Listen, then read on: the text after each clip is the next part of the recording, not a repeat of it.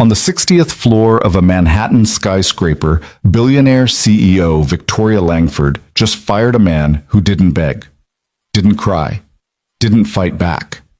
He simply asked her not to tell his daughter he'd failed. That one sentence, spoken with broken dignity, would crack open the heart she'd spent 30 years building into steel. What Victoria didn't know was that this firing was supposed to be a test. What she couldn't predict was that the quiet man standing before her would become the mirror, forcing her to face everything she'd lost in her ruthless climb to power. If you want to see how a single act of cruelty became the beginning of redemption, stay with me until the end. And please, hit that like button and drop a comment telling me what city you're watching from. I love seeing how far these stories travel. The executive conference room on the 60th floor smelled like leather, ambition, and fear. Floor-to-ceiling windows framed Manhattan like a conquered kingdom, steel and glass stretching toward a sky that seemed closer here than anywhere else on Earth. This was the room where careers were made, where futures were destroyed, where Victoria Langford ruled with the kind of cold precision that had built an empire and burned every bridge behind her. She stood at the head of the table now, perfectly composed in a charcoal suit that cost more than most people earned in a month. Her dark hair was pulled back without a strand out of place. Her expression revealed nothing, not anger, not satisfaction, not even the faintest flicker of doubt. At 42, Victoria had mastered the art of emotional invisibility. It was her greatest weapon. "Mr. Cole," she said, her voice cutting through the silence like a blade. "You're fired." The words landed in the room with devastating finality. Ethan Cole stood 10 feet away, flanked by 2 HR representatives who'd escorted him up from the research department without explanation. He was 34 but looked older, the kind of worn-down older that came from too many sleepless nights and too much responsibility carried alone. His shirt was clean but frayed at the collar. His tie was knotted carefully but slightly crooked. His hands hung at his sides, calloused and still. He didn't move. The HR reps exchanged glances. They'd done this dozens of times. Usually there was begging. Sometimes there was anger, shouting, threats. Security called to remove someone who couldn't accept their fate. Occasionally there were tears. But Ethan Cole just stood there, his gray eyes fixed on some point past Victoria's shoulder, his jaw tight but his breathing steady. Victoria watched him with the same clinical detachment she brought to every termination. She'd learned long ago not to personalize these moments. Business was business. Weakness was weakness. And Ethan Cole's recent performance reviews had flagged him as a liability. Distracted, underperforming, missing deadlines. The numbers didn't lie. "Do you have anything to say?" she asked. The question wasn't kindness, it was procedure. Give them a chance to speak, document their response, move on. Ethan's throat worked. When he finally spoke, his voice was quiet but clear. "How long do I have?" "Security will escort you out today," Victoria said. "HR will contact you regarding final compensation and benefits transition." "Today," Ethan repeated softly, as if testing the weight of the word. One of the HR reps, a woman named Sandra, with kind eyes and 15 years of practice delivering bad news gently, stepped forward. "Mr. Cole, we understand this is difficult. We're prepared to offer—" "I have one request," Ethan interrupted. His gaze finally moved, settling on Victoria with an intensity that made something uncomfortable shift in her chest. "Please, don't tell my daughter. Let her believe I'm still trying." The room went absolutely still. Victoria felt something crack inside her, just a hairline fracture, barely perceptible, but there. She covered it instantly with a slight frown. "Your daughter?" "She's 6, Ethan said. His voice remained steady, but his hands had curled into fists at his sides. Not in anger, but in the effort of holding himself together. She believes I'm doing important work here, that I'm making a difference. She draws pictures of skyscrapers and tells her friends her dad helps build the future." He paused, swallowing hard. "If she finds out I got fired, she'll think I failed. She'll think I'm not good enough, and His voice fractured, just slightly. "I can't be the reason she stops believing things can get better." The crack in Victoria's chest widened. She'd fired hundreds of people in her career. She'd heard every excuse, every plea, every manipulation. People begged for their jobs because of mortgages, medical bills, aging parents, educational debt. They appealed to her sense of fairness, her humanity, her business sense. They tried anger and tears and desperate promises to do better. But Ethan Cole wasn't asking for his job back. He was asking her to lie to a 6-year-old girl so she wouldn't lose faith in her father. Victoria's carefully maintained expression flickered just for a second before she locked it back down. "That's not a reasonable request, Mr. Cole." "I know," Ethan said quietly, "but it's the only one I'm making." The silence stretched. Sandra shifted uncomfortably. The other HR rep, a younger man named Marcus, cleared his throat but said nothing. Through the windows behind Victoria, a helicopter drifted past, its rotors inaudible through the thick glass. Victoria had built her entire life on control, on making hard decisions without hesitation, on never letting emotion interfere with business. She'd sacrificed relationships, friendships, anything that might make her weak. Her father had taught her that strength meant standing alone.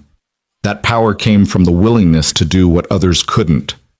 Looking at Ethan Cole now, this exhausted, worn-down man asking nothing for himself, she felt something she hadn't experienced in years.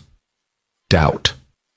"Security will escort you out," she heard herself say. The words came out automatic, mechanical.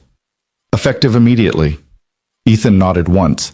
He didn't thank her, didn't curse her. He simply turned toward the door with a dignity that felt like an accusation.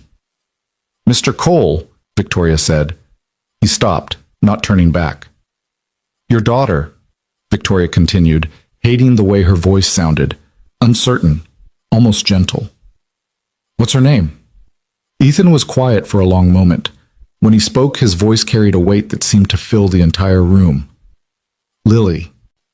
Then he walked out, and Victoria stood alone at the head of her empire, feeling like she'd just lost something she couldn't name. The elevator ride down felt longer than 60 floors should take.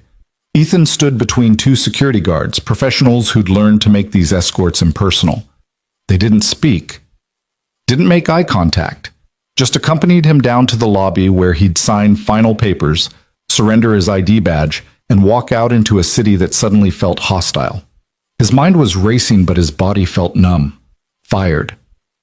After 3 years of 16-hour days and weekends spent finishing projects while Lily colored at his desk, after sacrificing sleep and health and anything resembling a social life to prove he deserved to be here, the numbers on the elevator display counted down.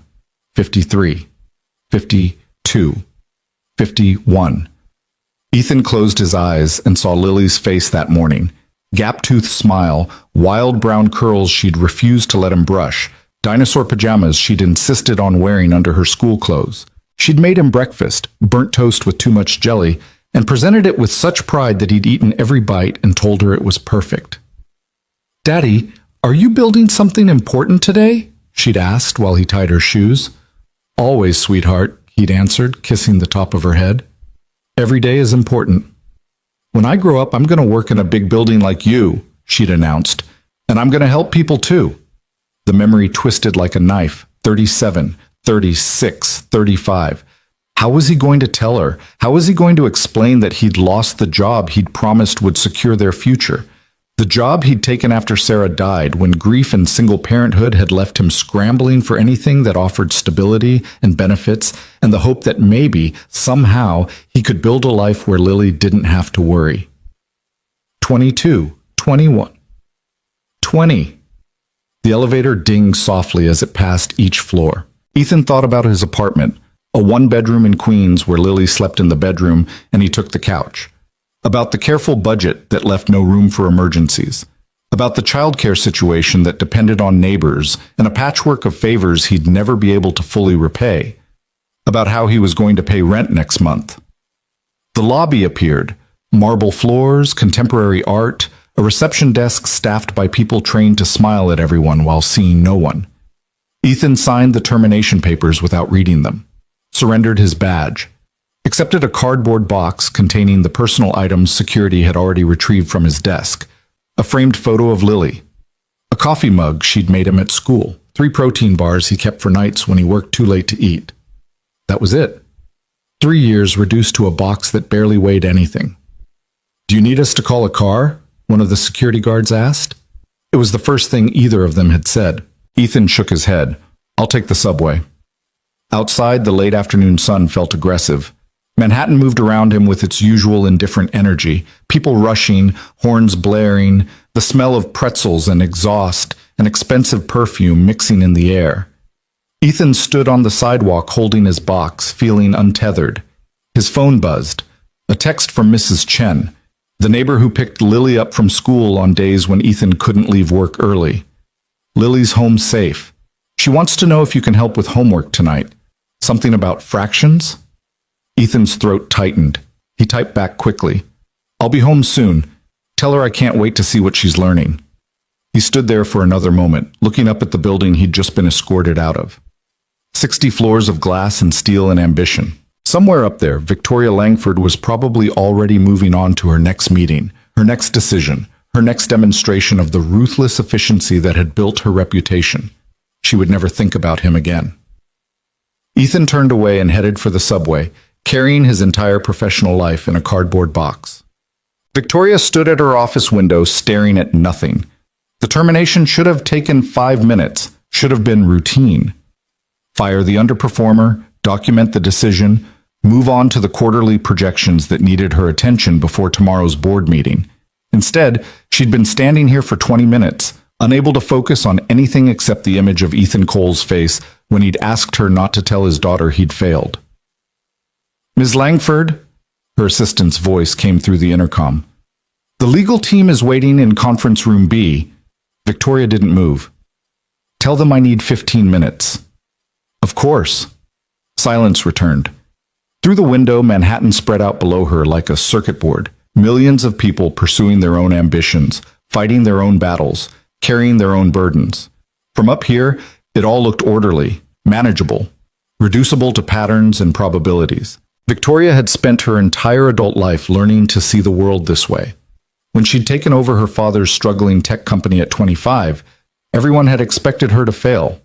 A woman too young, too inexperienced, too emotional to handle the pressure. She'd proved them all wrong by becoming exactly what they feared, harder than any of them, colder than they could imagine, willing to make decisions that would haunt weaker people. Within 5 years, she'd turned the company around. Within 10, she'd expanded it into a multi-billion-dollar empire. Within 15, she'd become one of the most powerful CEOs in the country, feared, respected, and completely alone. She'd lost her marriage in year 7. David had been kind, patient, supportive, everything a partner should be, but he'd wanted things Victoria couldn't give. Time, vulnerability, the possibility of children. He'd asked her once why she was so afraid of letting anyone see who she really was. She told him there was nothing to see. Business was who she was. He'd left 6 months later. She'd barely noticed. Her father had died in year 12. In the hospital, barely conscious, he'd gripped her hand with surprising strength and whispered, "You did it, Victoria. You became strong enough to stand alone." She'd thought it was a compliment. Now, standing in her office with Ethan Cole's words echoing in her mind, she wondered if it had been a warning. Please don't tell my daughter. Let her believe I'm still trying. Victoria's jaw tightened. She turned away from the window and pulled up Ethan Cole's employment file on her computer. The screen filled with data, performance reviews, project assignments, attendance records. The numbers told a clear story. 6 months ago, Ethan's work had been exemplary. Innovative research, exceeded deadlines, positive peer reviews. Then something had changed. His productivity had dropped. He'd started missing meetings. His last 3 projects had been delivered late, and while the work was technically solid, it lacked the creative edge his earlier contributions had shown. The recommendation for termination had come from his direct supervisor, backed by HR's analysis. Standard procedure. Clear justification. Victoria scrolled further back in the file. 3 years ago, Ethan had been hired with strong recommendations from his previous employer, a smaller research firm where he'd been described as brilliant but underutilized.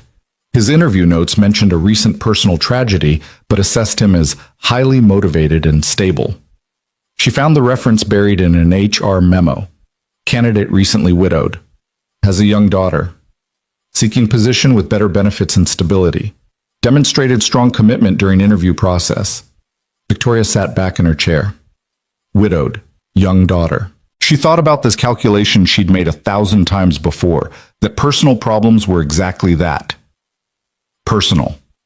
That the company couldn't be responsible for every employee's life circumstances. That maintaining standards meant making hard decisions regardless of someone's sob story. But Ethan hadn't given her a sob story. He hadn't mentioned being widowed, hadn't talked about struggling as a single father, hadn't asked for special treatment or second chances. He'd only asked her to protect his daughter's faith in him. Victoria's phone rang. She ignored it. The intercom buzzed again, her assistant's voice more insistent. "Ms. Langford, the legal team really needs—" "I said 15 minutes, Victoria snapped. The line went dead. She stared at Ethan's file, at the trajectory from exemplary to underperforming, and forced herself to ask a question she usually dismissed as irrelevant. What happened 6 months ago? It took her 20 minutes of cross-referencing to find it. A hospitalization record submitted to HR, emergency appendectomy for his daughter, 3 days of missed work, then a note from his supervisor expressing concern about distraction and decreased focus. Victoria opened the company's benefits portal and pulled up Ethan's medical claims. What she found made her stomach turn. Multiple doctor visits for his daughter over the past 6 months. Physical therapy. Specialist consultations. All covered by insurance, but the deductibles and copays had to be staggering on his salary. No claims for himself despite the HR file noting he'd shown up to work visibly sick on multiple occasions. She found a memo from building security. Ethan had been discovered sleeping in his office twice in the past 3 months. When questioned, he'd apologized and explained he'd just lost track of time working late. The picture came into focus with brutal clarity. A single father working himself into the ground to pay medical bills, sacrificing sleep, health, and eventually job performance to be there for his daughter, slowly drowning, but never once asking for help. And Victoria had fired him. She closed the file and sat in the silence of her office, surrounded by the awards and achievements that marked her ruthless climb to the top. Through the window, the sun was setting, painting Manhattan in shades of gold and shadow. Please don't tell my daughter. Let her believe I'm still trying. For the first time in longer than she could remember, Victoria Langford felt something that terrified her more than any business challenge ever had. She felt ashamed. The subway ride home was a blur of noise and strangers. Ethan sat with the cardboard box on his lap, staring at nothing while the train rocked and swayed through the tunnels beneath the city. Around him, people scrolled through phones, read books, dozed with the practiced ease of commuters who'd learned to sleep through anything. He thought about what he was going to say to Lily. The truth? That he'd lost his job because he'd been too distracted by making sure she was okay after her appendectomy? That he'd been too exhausted from splitting his time between work and her physical therapy appointments to give his projects the attention they deserved? That he'd failed to be good enough at the impossible task of being both mother and father? No. He couldn't tell her that. Couldn't make her think any of this was her fault, but he also couldn't lie. Lily was too smart, too perceptive. She'd know something was wrong. She always knew. The train pulled into his stop. Ethan gathered the box and stepped onto the platform, joining the flow of people heading toward the exits. The walk to his apartment building took 15 minutes, past the bodega where he bought milk and bread, past the playground where Lily spent every possible moment on the swings, past the Vietnamese restaurant that made the pho she loved on her birthday. Every step felt heavier than the last. Mrs. Chen answered her door before he could knock. She was 73, widowed like him, and had taken to Lily with a grandmother's fierce affection from the day they'd moved in across the hall. "Ethan," she said, her smile fading as she took in the box. His expression, the defeat he couldn't quite hide. "What happened?" "I need to talk to Lily," he said quietly. "Is she—" "Playing in your apartment. I have the spare key, you know." Mrs. Chen's eyes were sharp with concern. "Did you lose your job?" Ethan nodded, not trusting his voice. Mrs. Chen made a soft sound of distress. Then, being who she was, she straightened her shoulders and touched his arm with surprising strength. "You're a good father, Ethan Cole. The best I've ever seen. Whatever happened, that girl in there knows how much you love her. Don't you forget that." "Thank you," Ethan managed. And you come to me if you need help with meals, Mrs. Chen continued firmly. I make too much anyway. It would be a favor to me. Ethan's throat tightened. He nodded again and let himself into his apartment. The space was small but meticulously kept because Lily deserved order and cleanliness even if he couldn't give her square footage. She'd covered the refrigerator with drawings, made a reading corner in the living room with pillows and her favorite books, declared the tiny kitchen table the best homework spot in the whole world. She was there now, sprawled on her stomach with math worksheets spread around her, tongue poking out in concentration. When she heard the door, she looked up with a smile that broke his heart. "Daddy, you're early!" She scrambled to her feet and launched herself at him. Ethan set down the box quickly and caught her, holding on tighter than he meant to. She smelled like the strawberry shampoo she insisted on using and the crayons she'd been drawing with earlier. "Hey, sweetheart," he said into her hair. "I'm doing fractions and they're really hard, but I almost understand them," Lily announced, pulling back to look at him. "Mrs. Chen said you could help me and—" She stopped, her expression shifting to concern. "Daddy, what's wrong? You look sad." And there it was. The perceptiveness that meant he could never hide anything from her for long. Ethan set her down and knelt so they were eye level. He tried to find the words that would make this okay, that would protect her from worry, that would keep her faith in him intact. "I need to tell you something," he began. Lily's eyes went wide and solemn. "Are you sick? Like Mommy was?" The question hit him like a physical blow. Sarah had been sick for 18 months before she died. Breast cancer that they'd caught too late. Lily had been 4 years old, just old enough to understand that Mommy was getting sicker, not old enough to understand that she wasn't coming back. "No, baby, I'm not sick," Ethan said quickly, taking her hands. "I'm healthy. I promise." Relief flooded Lily's face. "Okay. Then what is it?" Ethan took a breath. "I lost my job today, the one at the big building." Lily's forehead crinkled with confusion. "They don't want you to work there anymore?" "They don't need me to work there anymore," Ethan corrected gently, hating the half-truth but unable to tell her he'd failed their standards. "So I'm going to find a new job. A different one." "Oh." Lily processed this with the seriousness she brought to everything important. "Will the new job be in a big building too?" "I don't know yet. But wherever it is, I'm going to work really hard, just like always." "Because you're the best worker," Lily said with absolute certainty. "Mrs. Chen says so. She says you work harder than anybody." Ethan's eyes burned. He pulled Lily into another hug to hide it. "I'm going to do my best, sweetheart. That's all I can promise." "That's okay," Lily said into his shoulder. "Your best is really good, Daddy." They stayed like that for a long moment. Then Lily pulled back with sudden determination.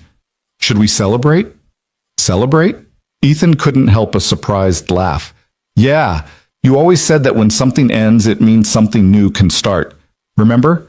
When we left the old apartment, you said it meant we got to find a better one. And we did. So maybe you'll find a better job now, too." The wisdom of 6-year-olds.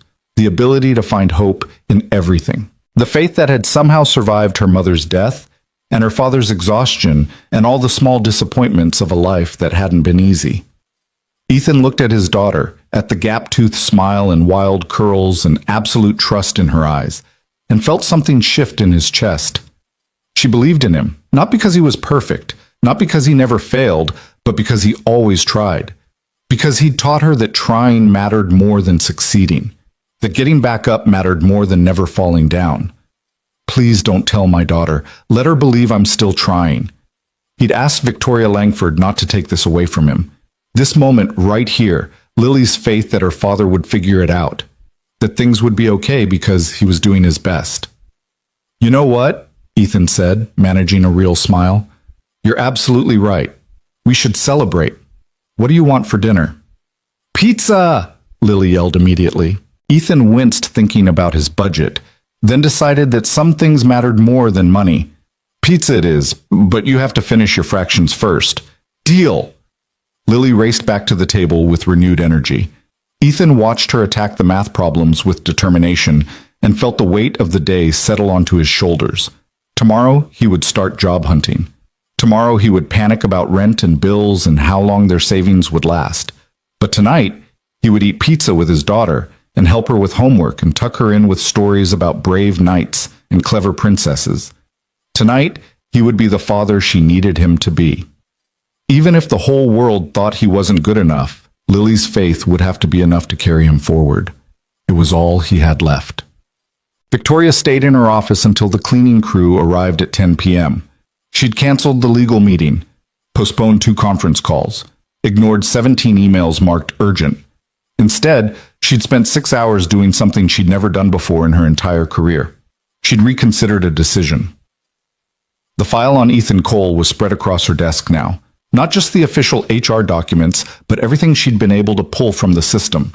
Project reports going back 3 years, peer reviews, security logs, medical claims, a complete picture of a man she'd fired after a 5-minute conversation. What she'd found had shaken the foundation of everything she thought she knew about running a company. Ethan Cole wasn't underperforming because he was incompetent. He was underperforming because he was dying by inches, trying to be 2 parents on 1 salary while his daughter recovered from a medical emergency. His earlier work had been exceptional, the kind of innovative thinking that could have led to breakthroughs if he'd been given support instead of scrutiny. His colleagues described him as selfless, brilliant, and someone who makes everyone around him better. His supervisor had recommended termination. Victoria pulled up that supervisor's file next. Richard Brennan, 47, 15 years with the company. His performance reviews were solid but unremarkable. His project success rate was good but not exceptional. His department had the highest turnover in the company. Victoria cross-referenced exit interviews from people who'd left Brennan's team. The comments painted a picture. Micromanagement. Takes credit for others' work. No support for work-life balance. Punishes people for having personal emergencies. She thought about the memo recommending Ethan's termination. The language was technically correct but emotionally cold. Decreased productivity, missed deadlines, appears distracted and uncommitted. No mention of his previous excellence, no acknowledgement of his circumstances, no suggestion that he might need support rather than punishment, just a recommendation to cut losses and move on. Victoria sat back in her chair and stared at the ceiling. How many other Ethan Coles were out there? How many talented people had she lost because the company's systems were designed to reward ruthlessness and punish humanity?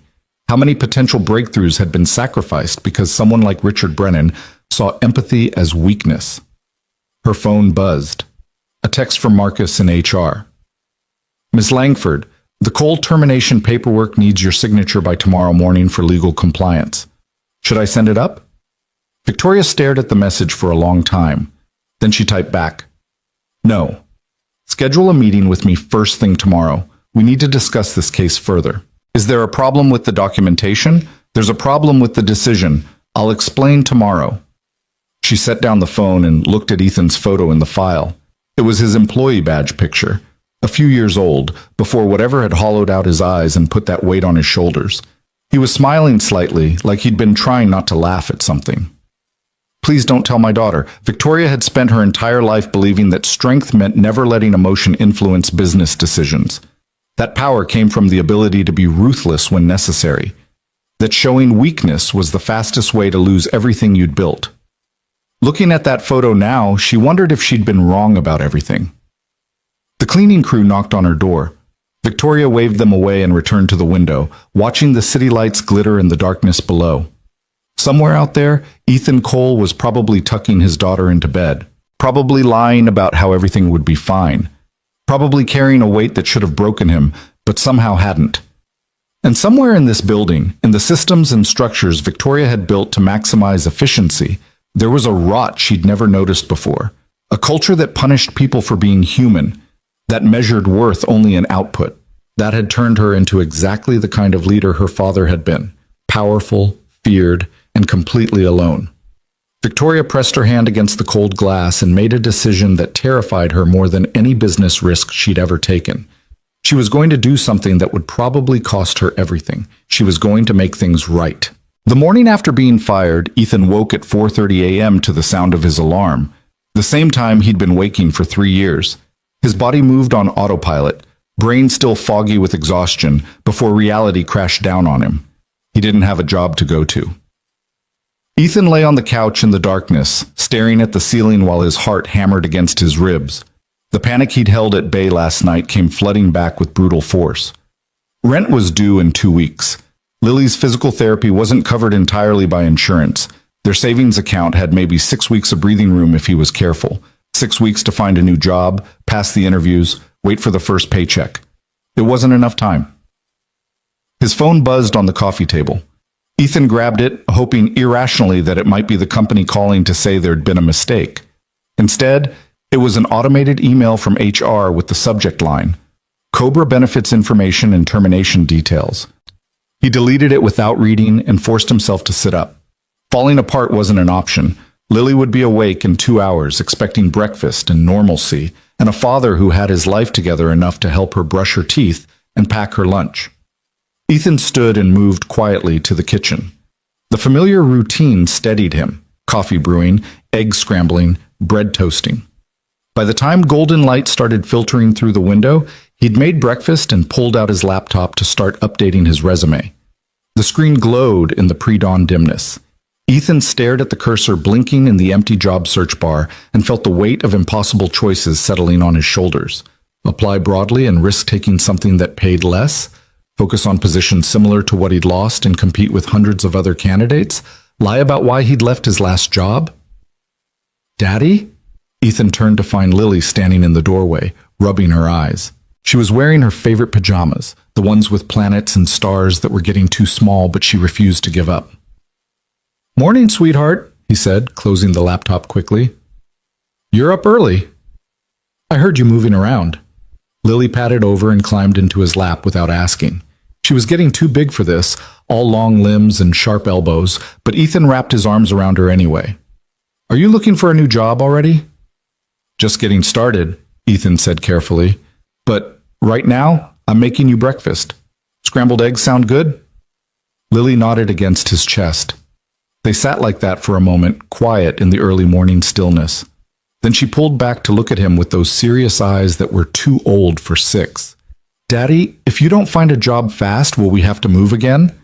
The question punched the air from his lungs. "What makes you think that?" "I heard Mrs. Chen telling Mr. Rodriguez that rent is really expensive here." Lily's voice was small. "And I know my hospital stuff cost a lot of money. I saw the papers on the table." Ethan cursed himself for not being more careful, for not hiding the medical bills better, for not protecting her from adult worries she shouldn't have to carry. "Listen to me," he said firmly, tilting her chin up so she had to meet his eyes. "You don't need to worry about money. That's my job. Your job is to be 6 years old and do your homework and play with your friends, okay?" "But, Lily..." Ethan's voice was gentle but absolute. "I promised you when Mommy died that I would always take care of you. That promise doesn't change because I lost one job.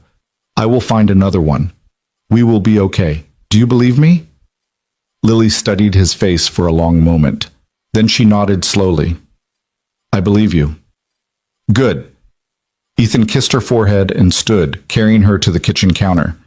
"Now, how about those eggs? And I think there might be some strawberries left from yesterday." Lily's face brightened. "Can I help cook?" "Always." They moved through the morning routine together, Lily cracking eggs with intense concentration, Ethan guiding her hands, both of them pretending that everything was normal.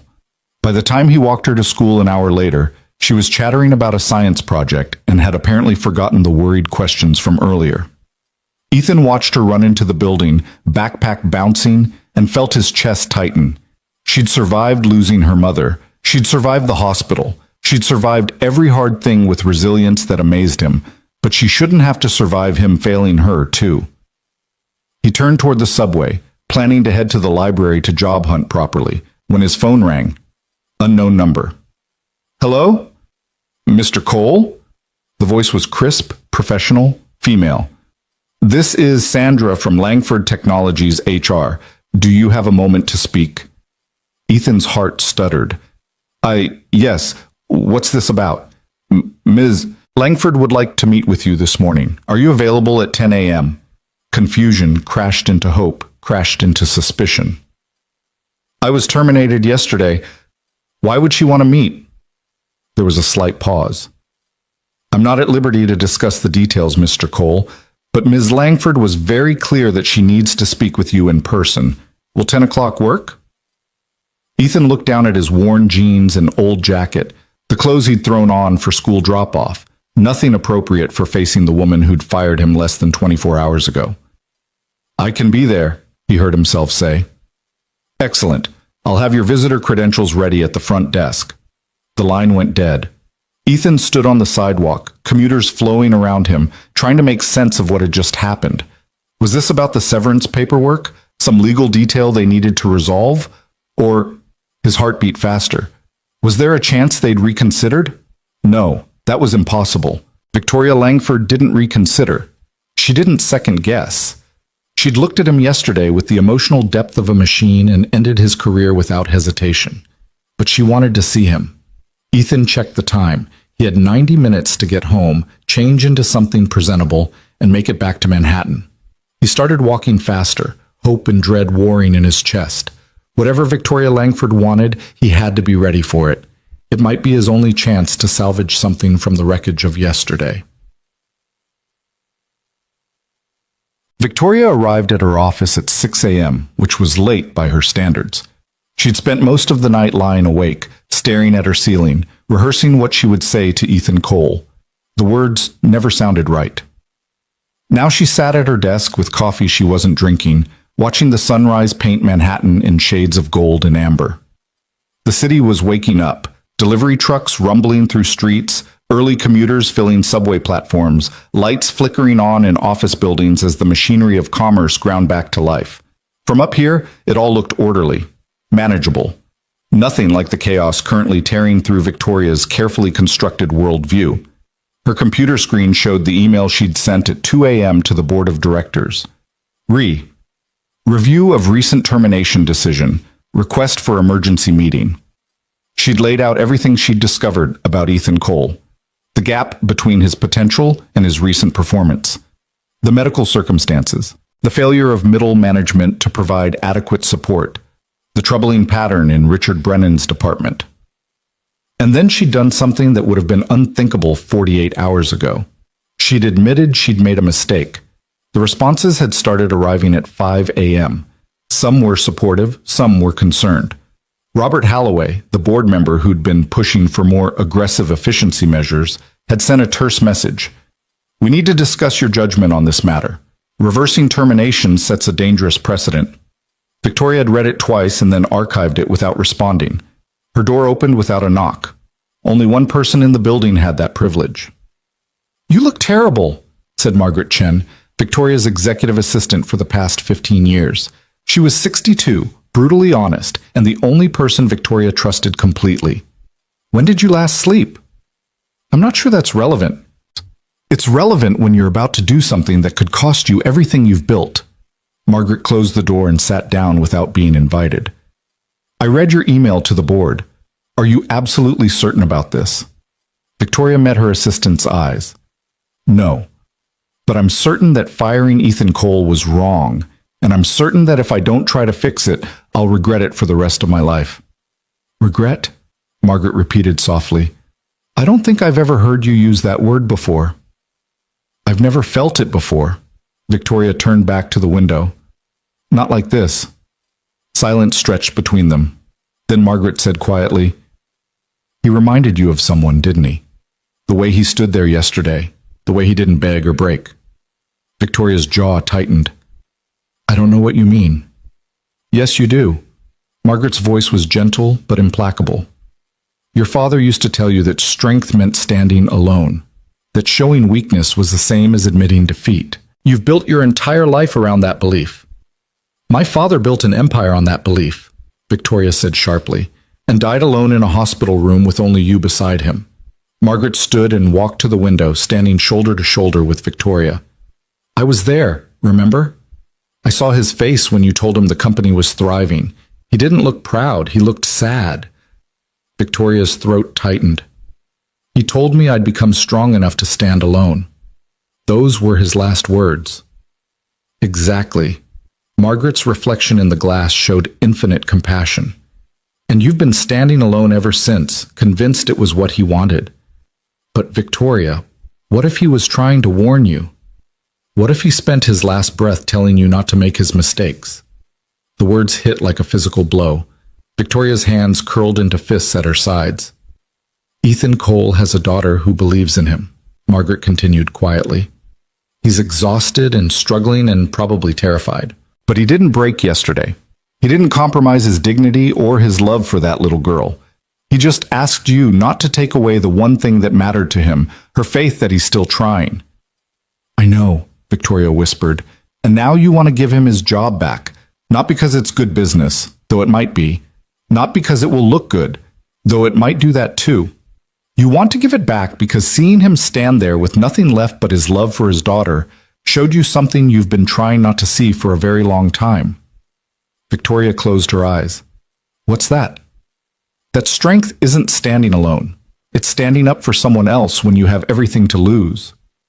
The truth of it settled into Victoria's bones. She thought about her father, brilliant and ruthless, and dead at 62 with no friends at his funeral. She thought about her ex-husband David, who'd begged her to let him in before finally giving up. She thought about every relationship she'd sacrificed, every moment of connection she'd dismissed as weakness. She thought about standing in this office for the rest of her life, powerful and respected and completely hollow inside. He'll be here at 10, Victoria said finally. I don't know what I'm going to say to him. Start with the truth, Margaret suggested. Start with, I made a mistake. Everything else will follow. And if the board demands I step down for reversing a termination? Margaret smiled slightly. Then you'll finally learn what your father was trying to teach you at the end, that some things are more important than power. She left before Victoria could respond. Victoria stood alone at the window, watching the city wake up, and wondered if she had the courage to destroy everything she'd built in order to become someone worth being. In 3 hours, she would find out. Ethan stood in the lobby at 9:55 a.m., visitor badge clipped to his jacket, trying not to feel like a man approaching his own execution. He'd changed into his interview suit, the one he'd bought secondhand 3 years ago for this exact job. It was clean and pressed, but obviously old, the fabric shiny at the elbows, the cut slightly out of style. His shoes were polished but worn. His tie was knotted carefully but fraying at the edges. Everything about him screamed, trying too hard to hide that he's barely holding on. The elevator ride to the 60th floor felt surreal. Yesterday he'd taken this same journey flanked by security guards, carrying his professional life in a cardboard box. Today he was alone, ascending toward a meeting he didn't understand.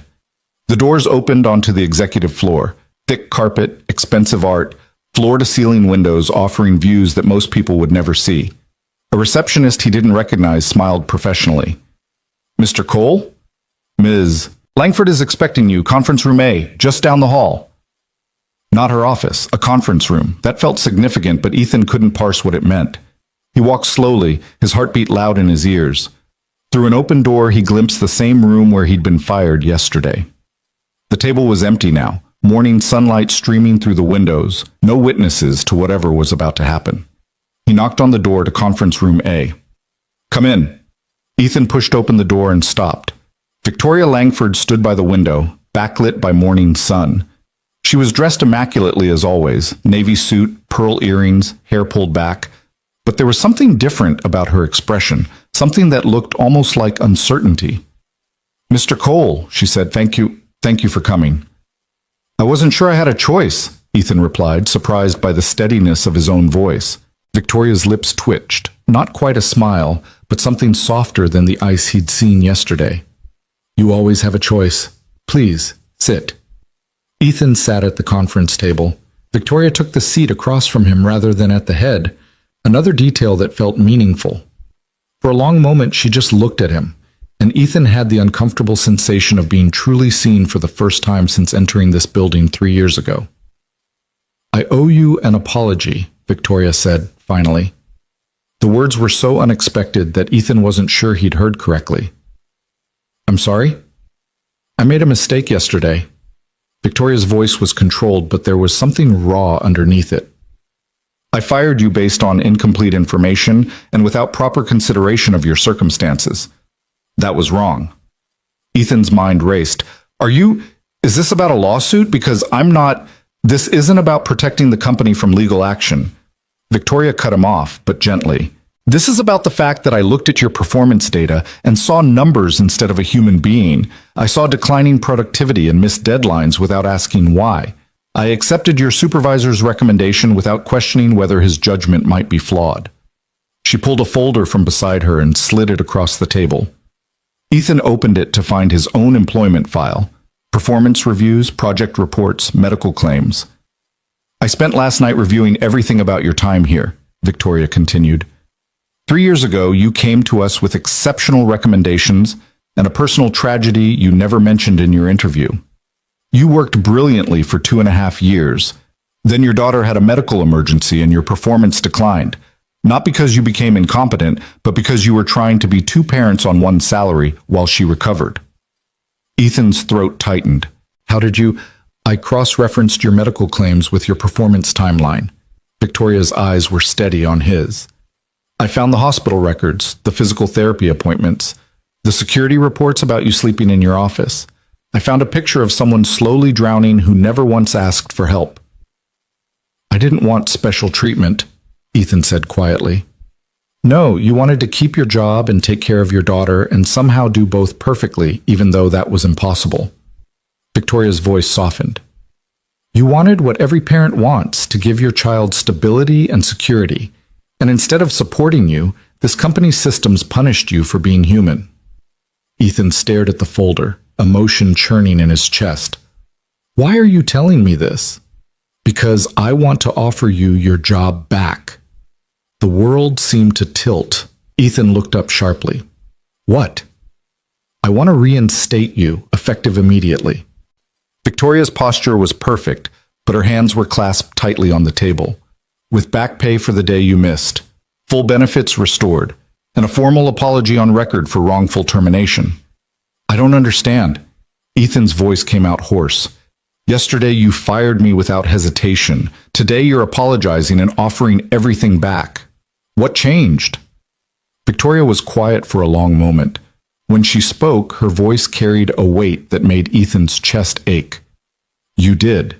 Or rather, what you said did. She met his eyes fully. You asked me not to tell your daughter you'd failed. You stood there with your entire career crumbling, and the only thing you cared about was protecting her faith in you. She paused, something flickering across her face. That showed me something I haven't seen in a very long time. Real strength. The kind that has nothing to do with power or control. I was just trying to keep her from being hurt, Ethan said. Exactly. Victoria's smile was sad. I've spent my entire life believing that strength meant standing alone, that showing weakness was the same as admitting defeat. But watching you yesterday, I realized I've been wrong about everything that matters.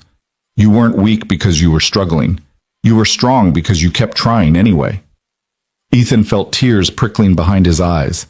He blinked them back furiously. Ms. Langford. Victoria, she interrupted gently.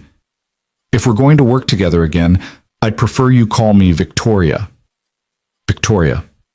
The name felt strange on his tongue. I appreciate this more than you know, but I need to understand what this really is. Are you offering me my job back because you genuinely believe it's right, or because you feel guilty? The question hung between them. Victoria didn't flinch from it. Both, she said honestly. I feel guilty because I made a decision that hurt you and your daughter without taking the time to understand your situation. But I'm offering you this job back because after reviewing your work, I believe you're exactly the kind of employee this company should be fighting to keep.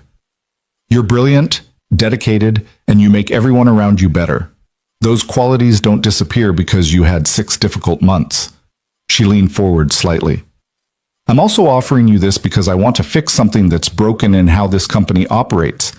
You're not the first talented person we've lost because middle management confused struggling with failing, but I'm hoping you'll be the last, and that starts with admitting when I've made a mistake.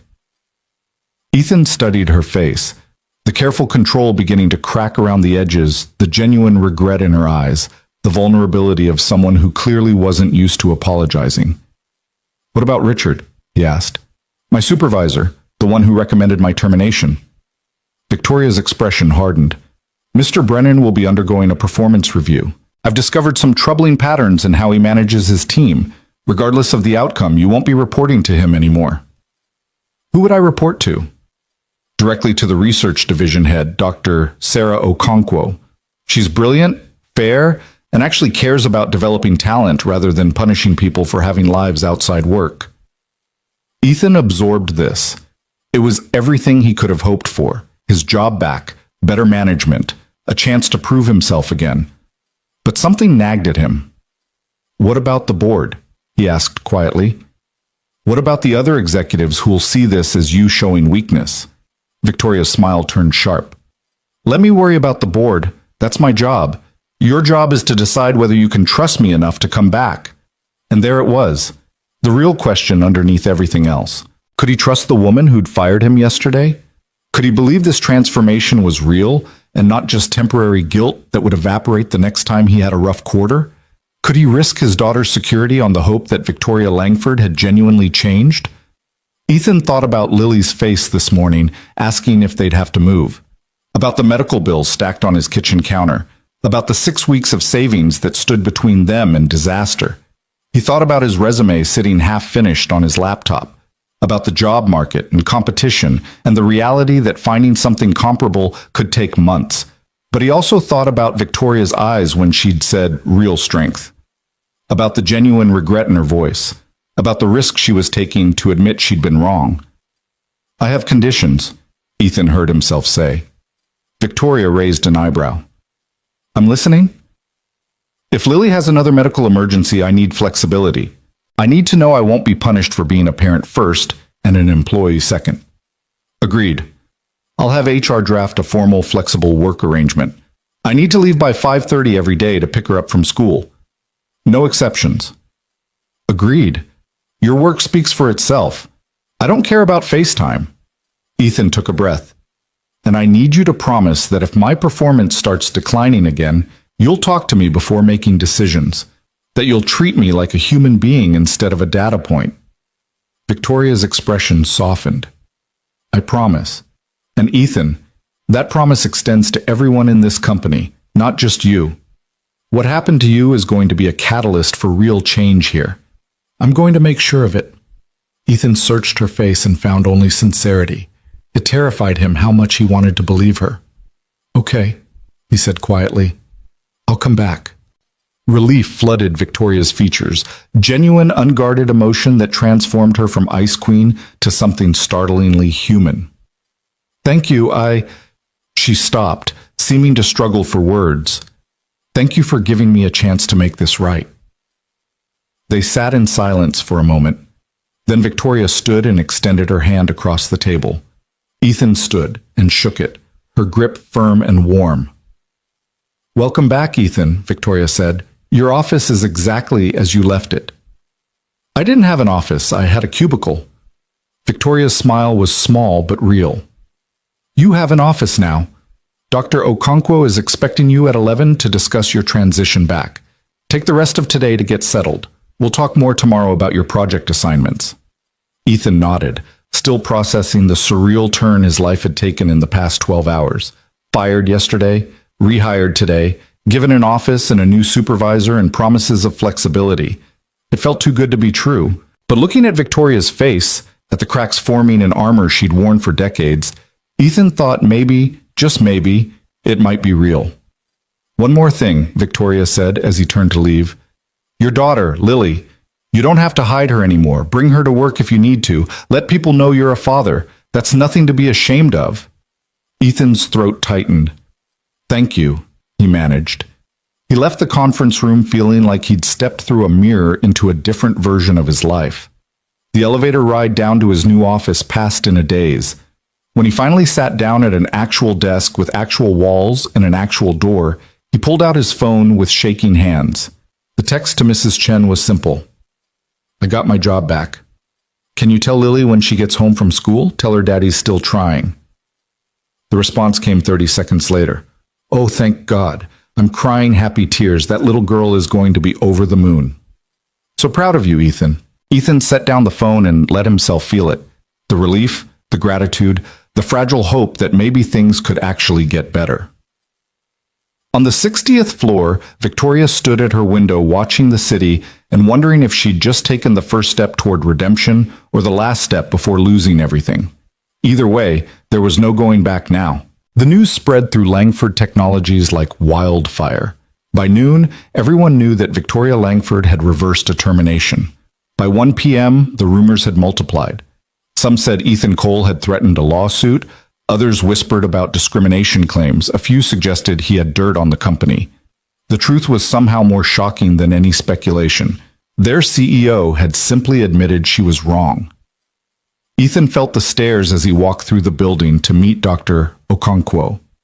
Conversation stopped when he passed.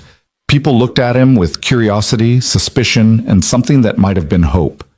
He kept his head down and focused on putting one foot in front of the other.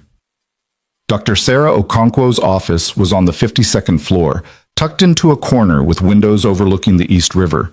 She was in her late 40s, her dark skin luminous, her hair wrapped in vibrant fabric that somehow looked both professional and defiant. When Ethan knocked, she looked up from her computer and smiled with genuine warmth. "Ethan Cole, come in, come in." She stood and shook his hand with a grip that was firm without being aggressive. "I've been looking forward to this meeting ever since Victoria called me at 7 this morning. I'm sorry if this created problems for you," Ethan said carefully. Sarah laughed, a rich, full sound that filled the office. "Problems? This is the most interesting thing that's happened here in 5 years. Sit, please." Ethan sat in the chair across from her desk. Unlike the sterile executive offices upstairs, Sarah's space was cluttered with life. Books stacked on every surface, plants on the windowsill, children's drawings pinned to a corkboard behind her desk. "Those are from my grandkids," Sarah said, following his gaze. 4 of them, all under 8. Absolute terrors. Best thing that ever happened to me. The casual mention of family in a professional space felt revolutionary after 3 years of hiding Lily's existence like a shameful secret. "Victoria said you have a daughter," Sarah continued, settling back into her chair. 6 years old? "Yes, Lily." Ethan's voice softened automatically at her name. "Bring her by sometime. I keep candy in my desk specifically for visiting children. Drives the accountants crazy." Sarah's smile was conspiratorial. "Now, let's talk about your work. I've reviewed your entire portfolio from the last 3 years, and I have to say, you're wasted in basic research assignments." Ethan blinked. "I'm sorry?" "Your early projects showed real innovation. The algorithm you developed for predictive modeling? Brilliant. The interface redesign that improved user efficiency by 30%? Should have won awards. But then Brennan started giving you grunt work, data analysis, report formatting, the kind of assignments we should be outsourcing." Sarah leaned forward. "Want to know why?" "Because my performance declined," Ethan said automatically. "Wrong. Because you made him look bad." Sarah pulled up a file on her computer and turned the screen so Ethan could see. "This is the project evaluation from 18 months ago. You proposed a complete overhaul of our client management system. The projected efficiency gains were enormous. Brennan took your proposal, watered it down, presented it to the board as his own idea, and when it underperformed, blamed you for the initial concept being flawed." Ethan stared at the documents, anger rising in his chest. "I didn't know." "Of course you didn't. Brennan's very good at covering his tracks. But I've been watching his department for years, and I've seen the pattern. Every time someone talented threatens his position, he either takes credit for their work or buries them in meaningless tasks until they quit or get fired." Sarah's expression hardened. "Victoria's review of his management practices is long overdue, but that's not your concern anymore. You're with me now, and I don't tolerate that kind of garbage." "What exactly would I be doing?" Ethan asked. "Leading, innovating, actually using that brain of yours." Sarah pulled up another file. "I have 3 major projects that need someone with your skill set. One is developing AI integration for our research platforms. Another is creating a new data visualization system for client presentations. The third is confidential but involves predictive analytics for market trends. All of them are high visibility, high impact work. Interested?" Ethan's mind raced. These were the kinds of projects he dreamed about when he first joined the company, the kind of work that could actually advance his career instead of just paying the bills. Yes, absolutely. Good. Because here's how I work. I give you the resources and autonomy you need, and I expect results. I don't care if you work from home when your daughter is sick. I don't care if you leave early for school pickup. I care that the work gets done and it's excellent. Can you handle that? I can, Ethan said, feeling something unfamiliar blooming in his chest. It took him a moment to recognize it as hope. Then we're going to do great things together. Sarah stood and extended her hand again. Welcome to the team, Ethan, the real team, not whatever Brennan was running. Now go home, spend time with your daughter, and come back Monday ready to change some things around here. Ethan shook her hand, overwhelmed. Thank you, Dr. Okonkwo. Sarah, we're colleagues now. She walked him to the door. And Ethan, what Victoria did today took courage. A lot of people in this building are going to resist the changes she's trying to make. But some of us have been waiting for someone to finally challenge how things work around here. Don't let anyone make you feel guilty for being the catalyst. Ethan nodded, not trusting his voice. He left her office feeling like he'd stepped into an alternate reality where people actually cared about employees as humans instead of resources to be exploited. The elevator ride down passed in a daze. As the doors opened on the ground floor, Ethan's phone buzzed.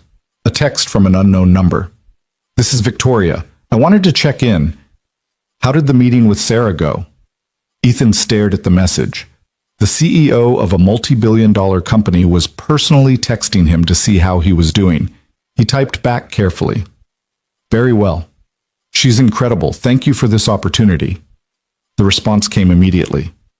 You earned it. Now go home to your daughter. That's an order from your boss. Ethan smiled despite himself and headed for the subway, his heart lighter than it had been in months. He had no idea that across town, the backlash against Victoria's decision was already beginning. The emergency board meeting convened at 3 p.m. in the executive conference room where Ethan had been fired 2 days earlier.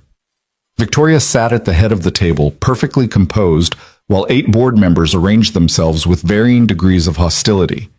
Robert Halloway sat directly across from her, his expression carved from stone. Margaret had tried to warn her that this was coming. Victoria had told her to schedule it anyway. Let's get right to it, Robert said without preamble. Victoria, what the hell were you thinking? I was thinking that I made a mistake and needed to correct it, Victoria replied calmly. By reversing a legal documented termination, by undermining our entire HR process, by making it look like any employee can get their job back if they tell a sad enough story. Robert's voice rose with each question. Do you have any idea what kind of precedent this sets? I'm aware of the implications, Victoria said. I'm also aware that our termination process failed in this case.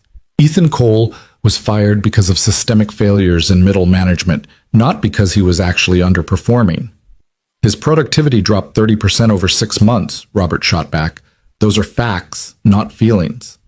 His productivity dropped because his 6-year-old daughter had a medical emergency and he was trying to be a single parent while working full-time on a salary that barely covered their expenses. Victoria's voice remained steady, but something sharp entered it. Context matters, Robert. Numbers without context are just noise. We're not a charity, said Patricia Morrison, another board member who'd built her career on efficiency metrics. We can't keep every employee who has personal problems. I'm not suggesting we keep every struggling employee, Victoria replied. I'm suggesting we support talented employees through temporary difficulties instead of immediately discarding them. Ethan Cole's early work was exceptional. With proper management and flexibility, he could return to that level. Instead, we lost him because we confused struggling with failing. And now we have him back, along with a reputation for flip-flopping on major decisions, Robert said. How many other terminated employees are going to demand reinstatement? How many lawsuits are we going to face from people claiming we didn't give them the same consideration? Victoria had anticipated this argument.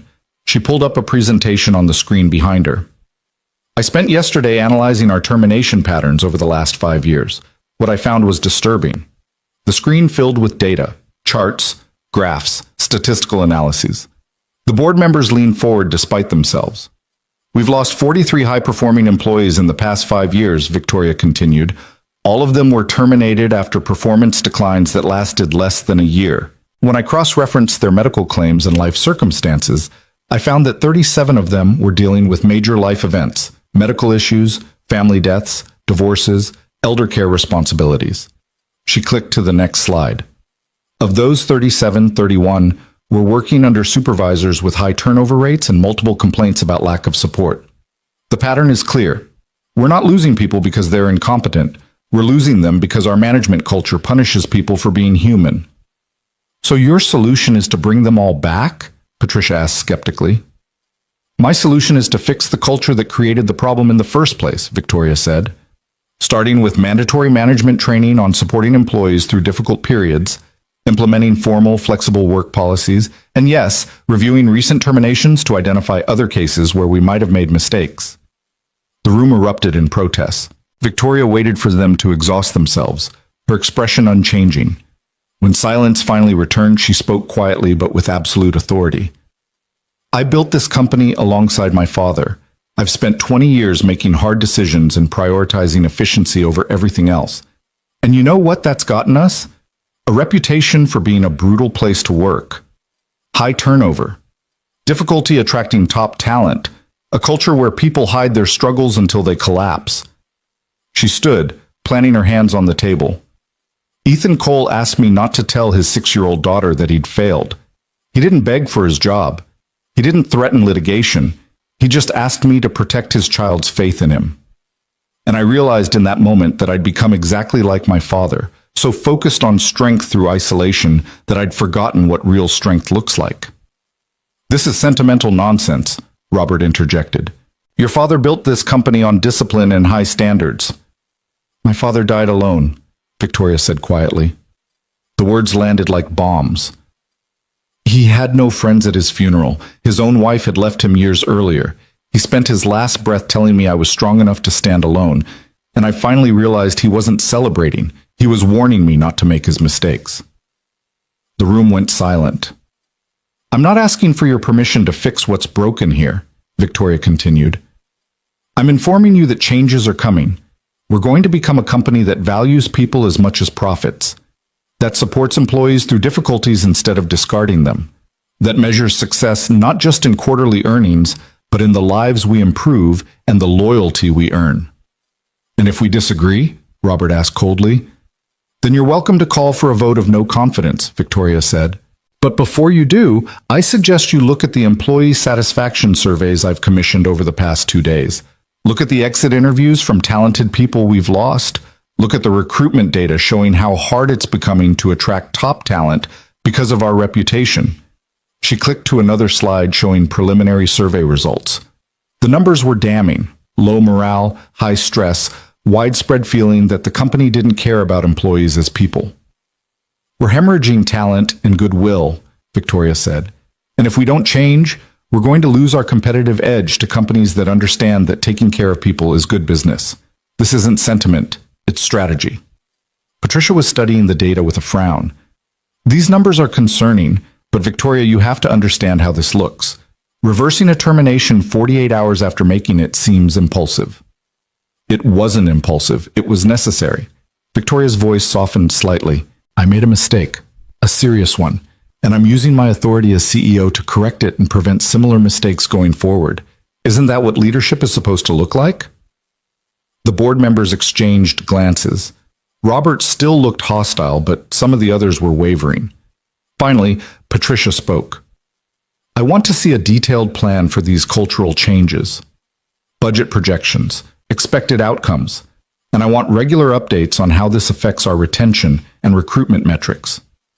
You'll have all of that by Monday, Victoria promised. And I want Ethan Cole's performance monitored closely, Robert added. If this backfires, if he can't deliver, I expect you to admit this was a mistake.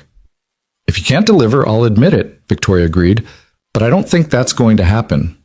The meeting adjourned with no vote of no confidence, but the tension was palpable. Victoria knew she'd won the battle, but not the war. Some board members would be watching for any excuse to prove her wrong. As everyone filed out, Margaret appeared at her elbow. That was risky. Everything worth doing is risky, Victoria said quietly. Your father would have been proud. Victoria turned to look at her assistant. Would he? Margaret's smile was sad. The man he was at the end? The one who realized too late what he'd sacrificed? Yes, I think he would have been very proud. Victoria nodded, not trusting her voice. She returned to her office and found herself staring at the photo on her desk, the only personal item in the entire space. It showed her father in his prime, standing in front of the original company building, looking fierce and determined and utterly alone. She'd spent her entire life trying to become him. Maybe it was time to become something better. Lily was drawing at the kitchen table when Ethan got home at 4 p.m., hours earlier than his usual arrival time. She looked up in shock. "Daddy, you're home." "I'm home," Ethan confirmed, sweeping her up into a hug. "And I have good news." Mrs. Chen had clearly prepared her because Lily squealed, "You got your job back." "I did, and I got promoted." Ethan set her down and knelt to her level. "Remember how I said sometimes when one thing ends, something better can start? This is one of those times." Lily threw her arms around his neck. "I knew you could do it. I told all my friends you were the best worker, and you'd prove it." The absolute faith in her voice made Ethan's chest ache. "You never stopped believing in me, did you?" "Never ever," Lily said seriously. "Because you're my daddy, and you always try your hardest." Ethan held her close, feeling the weight of the past 2 days finally lifting. He'd been fired, rehired, given new opportunities, and watched his CEO risk everything to admit she'd been wrong. But none of it would have mattered if he'd lost this, Lily's unshakable belief that he was worthy of her faith. "How about we celebrate?" he suggested. "Ice cream for dinner?" Lily's eyes went wide. "Really? But you always say ice cream isn't dinner." "Tonight it is," Ethan declared. "Special occasions require special rules." They walked to the ice cream shop 2 blocks away, Lily chattering about her day at school, while Ethan listened and felt something like peace settling over him. The evening was warm, the city bustling with end-of-week energy. People rushed past them toward subway stations and bus stops, everyone focused on their own lives and struggles. But for this moment, Ethan let himself simply be a father with his daughter, eating ice cream and laughing at her stories, not thinking about work or money or all the ways things could still go wrong. They were sitting on a bench watching the sunset when Lily asked, "Daddy, what made your boss change her mind?" Ethan considered how to explain it in terms a 6-year-old would understand. "I think she realized that sometimes people need help instead of punishment, that being kind can be stronger than being mean. Like when I helped Jamie at school even though he was mean to me before?" Lily asked. "Exactly like that. You chose to see the best in him instead of just remembering when he was mean." Lily nodded thoughtfully. "My teacher says that's called giving second chances. Your teacher is very smart. Does that mean your boss is giving you a second chance?" "I think maybe we're giving each other second chances," Ethan said quietly. They sat together as the sky turned from gold to pink to deep purple. Ethan's phone buzzed with an email. His official reinstatement paperwork, benefits confirmation, new project assignments from Sarah. His new life, documented and real. But the real proof was sitting beside him, chocolate ice cream on her chin, absolute trust in her eyes. "I love you, Lily," Ethan said suddenly. She looked up at him and smiled. "I love you too, Daddy. Even when you lose your job and get sad, I still love you." "Even then?" "Especially then," Lily said with the wisdom that children sometimes possess. "Because that's when you need it most." Ethan pulled her close and let himself believe that maybe, just maybe, things were actually going to be okay. He had no idea that in 3 days, everything would nearly fall apart again. Monday morning arrived with unseasonable warmth and building tension. Victoria got to her office at 5 a.m. to find her inbox flooded with messages. Some were congratulatory, employees thanking her for standing up for one of their own. Others were hostile, people accusing her of favoritism, weakness, and destroying company morale. But the most concerning message was from an unknown sender with the subject line, "You made a mistake." The email was brief and brutal. "Ms. Langford, reversing Ethan Cole's termination might feel noble, but you've opened a door you won't be able to close. People are already talking. Some see weakness, others see opportunity. You've built this company on discipline and high standards. Don't destroy it with sentimentality. This will end badly for both of you. No signature, no identifying information, just a threat disguised as concern. Victoria deleted it and tried to focus on the week ahead. She had meetings with HR about new flexible work policies, sessions with department heads about improving management culture, a presentation to the board about long-term strategy, and she had a company watching to see if she'd really changed, or if this was just a temporary aberration. The morning passed in a blur of meetings and decisions. At 11 a.m., Victoria was reviewing budget projections when Margaret knocked urgently on her door. "Turn on the news," her assistant said, her face pale. "Channel 7, now." Victoria grabbed the remote and switched on the television mounted on her wall. The business news segment was in progress, showing footage of the Langford Technologies building. Controversy surrounding CEO Victoria Langford's unprecedented decision to reverse an employee termination, the anchor was saying. Sources inside the company say the move has created significant internal conflict and raised questions about Langford's leadership judgment. The screen cut to an interview with someone Victoria recognized with a sinking stomach, Richard Brennan, Ethan's former supervisor. "Look, I respect Ms. Langford," Brennan said with practiced sincerity, "but this situation sets a concerning precedent. Ethan Cole was terminated for legitimate performance reasons after multiple warnings. Bringing him back undermines the entire management structure and sends a message that standards don't matter." "Are you saying Ms. Langford made the wrong call?" the reporter pressed. "I'm saying that emotions sometimes cloud judgment," Brennan replied smoothly. "And in business, that can be dangerous for everyone involved." Victoria felt rage building in her chest. Brennan had gone to the media. He'd violated company policy and confidentiality agreements to publicly undermine her decision. He just made a fatal mistake. Margaret was already on her phone. "I'm getting legal on this immediately. He can't—" "Wait," Victoria interrupted. "Victoria, an idea was forming. Let him dig his own grave. Schedule a press conference for this afternoon. I'm going to address this head on." "Victoria, are you sure? Going public could escalate." "It's already escalated," Victoria said grimly. "Now I'm going to control the narrative." She spent the next 3 hours preparing, making calls, pulling together data. By 2 p.m., she was ready. The press conference was held in the building's main lobby. Cameras from major business networks crowded the space. Reporters fired questions before Victoria even reached the podium. She raised her hand for silence and waited until the room settled. "Thank you for coming," she began, her voice clear and controlled. "I'm here to address the recent controversy surrounding my decision to reinstate Ethan Cole and to clarify what this decision means for Langford Technologies going forward." Flashes popped as cameras captured every word. 2 weeks ago, I made a decision to terminate an employee based on performance metrics without fully investigating the circumstances behind those metrics.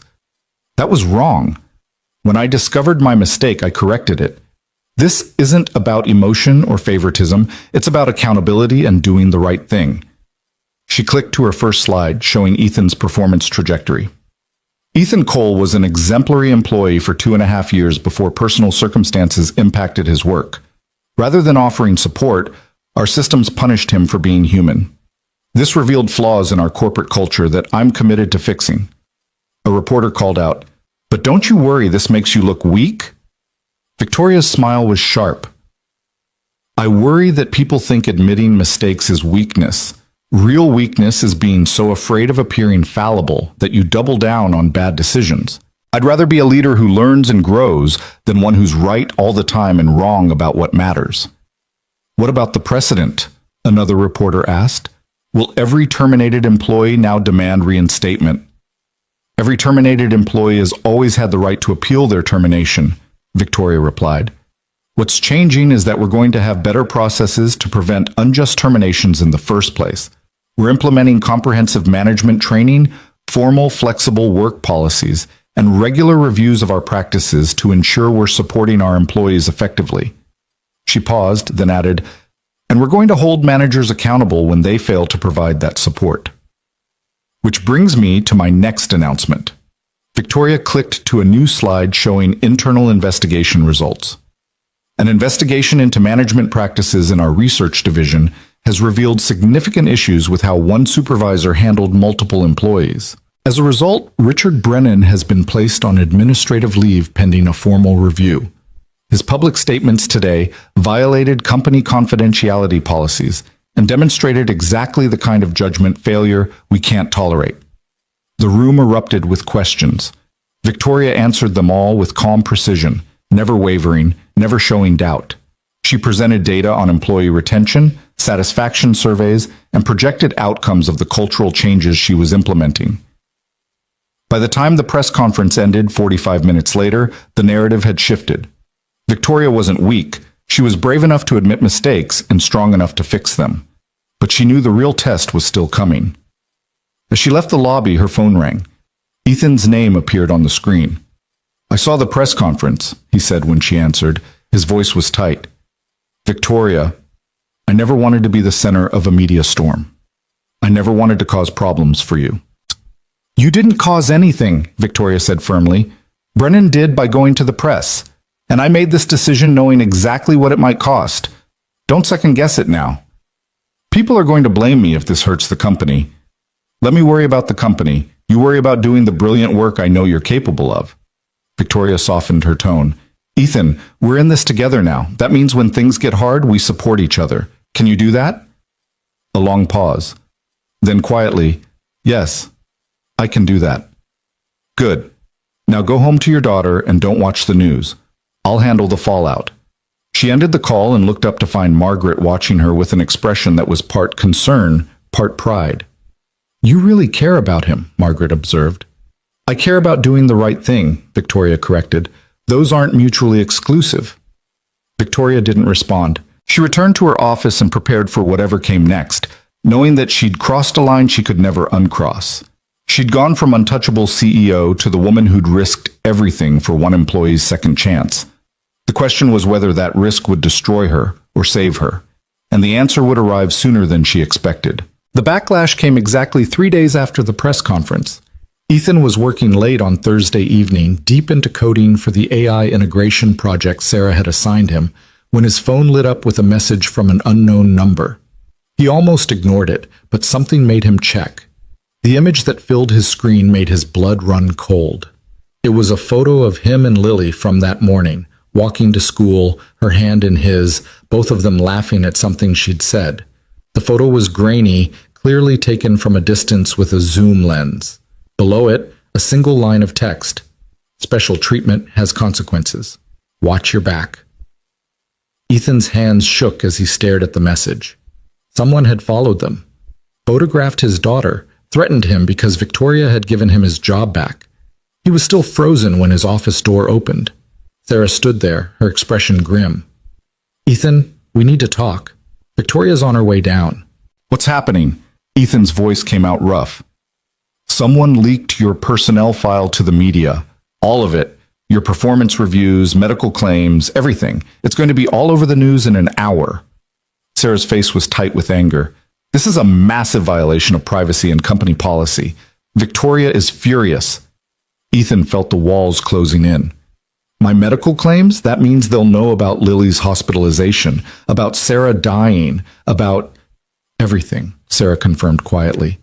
"I'm so sorry, Ethan. We're pursuing legal action against whoever did this, but the damage is already done." Victoria appeared in the doorway, her face a mask of controlled fury. "Ethan, I need you to trust me right now. This is going to get ugly, but we're going to handle it. Someone sent me this." Ethan held up his phone with shaking hands, showing them the photo of Lily. Victoria's expression turned to ice. "Forward that to me immediately. Then call the police and file a report. Margaret is already getting our security team involved." "This is my fault," Ethan said, his voice breaking. "If I hadn't come back, none of this would be happening. Lily wouldn't be in danger." "This is not your fault," Victoria said sharply. "This is the fault of whoever is so threatened by change that they're willing to attack a 6-year-old child to prove a point. And we're going to find them." Sarah was already on her phone. "I'm calling campus security to meet you at Lily's school tomorrow morning. No one gets near her without clearance." The reality crashed down on Ethan. His daughter was being used as a weapon because he'd accepted a second chance. Because Victoria had tried to do the right thing. Because he'd dared to believe things could get better. have to pull her out of school," he said numbly. "Keep her home until this blows over." "You don't have to do anything alone," Victoria said. Her voice was still controlled, but something fierce burned underneath it. "We have resources. Security, legal teams. We're going to protect both of you while we figure out who's behind this." "Why?" The word came out as almost a plea. "Why are you doing all this? I'm just one employee. This is destroying everything you've built." Victoria was quiet for a long moment. When she spoke, her voice was softer than Ethan had ever heard it.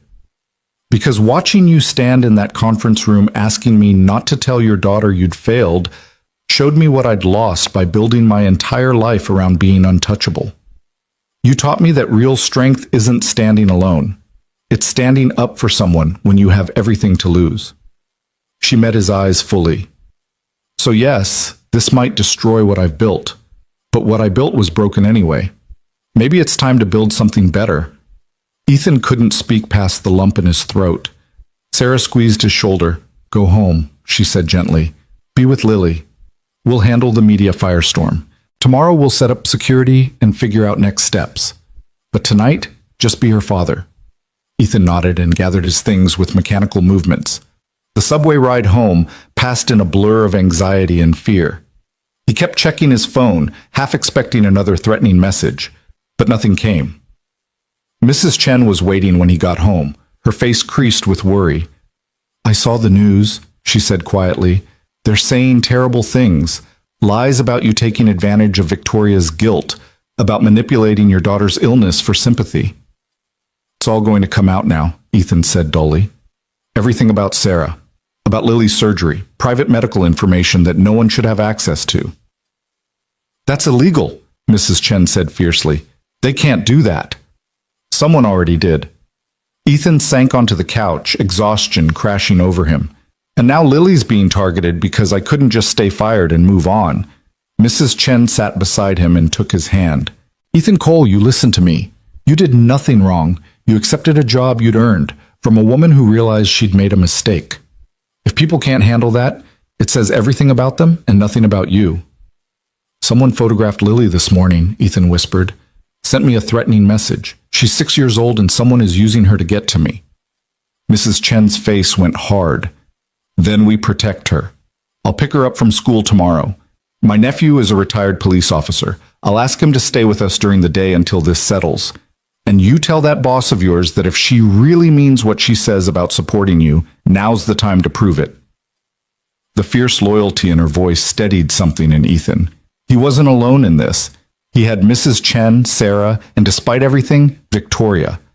But he also had a daughter sleeping peacefully in the next room, unaware that her father's choice to accept a second chance had painted a target on both their backs. Ethan went to Lily's bedroom and stood in the doorway watching her sleep. She was curled around her favorite stuffed dinosaur, her wild curls spread across the pillow, her face peaceful and innocent. He'd spent 3 years trying to give her stability and safety. Now he'd brought danger right to their door. "I'm sorry, sweetheart," he whispered into the darkness. "I'm so sorry." But even as he said it, he knew he wouldn't take it back, wouldn't walk away from the opportunity Victoria had given him, wouldn't let fear make him small again. He would protect Lily. He would fight for the future they deserved, and he would trust that Victoria meant what she said about standing together. Because the alternative was surrendering to people who thought kindness was weakness, and second chances were vulnerabilities to exploit. And Ethan refused to teach his daughter that cruelty always won. Victoria didn't sleep that night. She spent the dark hours in her office, coordinating with lawyers, security teams, and investigators trying to identify who had leaked Ethan's personnel file. The violation was egregious enough to warrant criminal charges. The threatening message to Ethan made it even worse. By dawn, she had a partial answer. "It was an inside job," Margaret said, setting a coffee in front of Victoria at 6 a.m. "It traced the file access to a terminal in HR. The timing matches Richard Brennan's administrative leave. Someone with access to his computer used his credentials after hours." "Do we know who?" Victoria's voice was deadly calm. "Not yet, but we're reviewing security footage and narrowing down the list." Margaret hesitated. "Victoria, there's something else." The board is meeting this morning. Robert called it.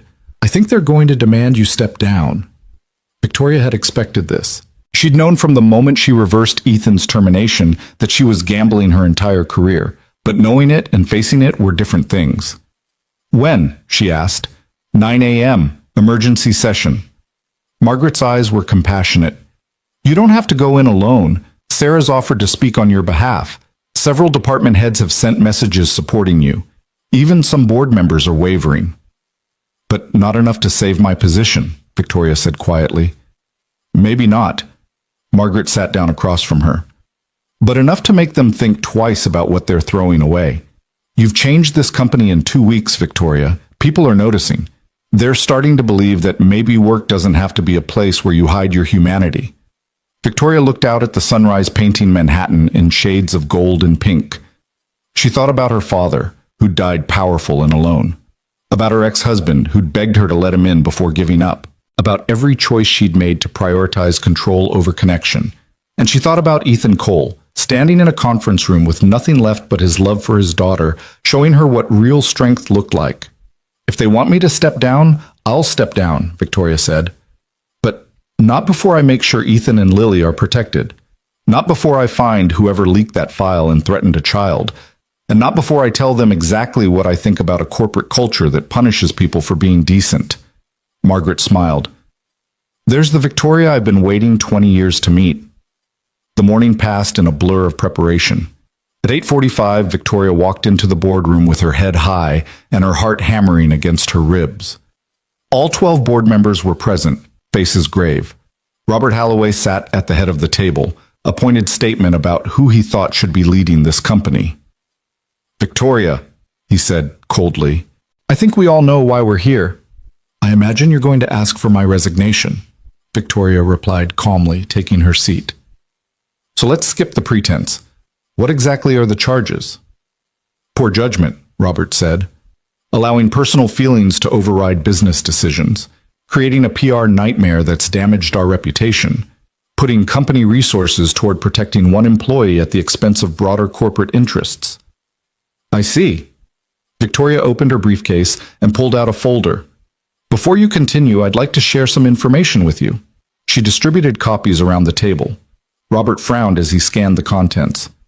Employee satisfaction surveys from the past 2 weeks show a 30% increase in positive sentiment, Victoria said.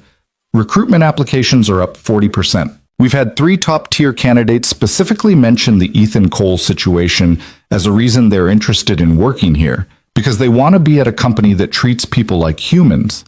She clicked to her next slide. Our best performers have started staying late voluntarily to work on passion projects because they believe the company actually values innovation now. Department heads report improved morale and collaboration. Even our stock price is up slightly because investors like the story of a CEO who's willing to admit mistakes and evolve. Patricia Morrison was studying the data with raised eyebrows. These numbers are impressive. They're also fragile, Victoria acknowledged. If you force me out, you'll be sending a clear message that this company values power and control over growth and humanity. You'll lose the goodwill we've built. You'll lose the talented people who are watching to see if this change is real. Or we'll send a message that leadership means making tough calls, Robert countered. That we don't abandon our principles the first time someone tells a sad story. Ethan Cole didn't tell me a sad story, Victoria said quietly. He asked me not to destroy his daughter's faith in him. And I realized that I'd built a company where people had to hide the most important parts of their lives in order to succeed, where being a devoted parent was treated as a liability instead of an asset. She stood, planting her hands on the table. You want to fire me? Go ahead. But first, look at what we've accomplished in 2 weeks. Look at the culture shift. Look at the possibility of becoming a company that people actually want to work for, not just one they tolerate for a paycheck. This is emotional manipulation, Robert said. You're making business decisions based on feelings instead of facts. Oh, I'm making business decisions based on the fact that our most valuable asset is our people, and we've been treating them like expendable resources, Victoria shot back.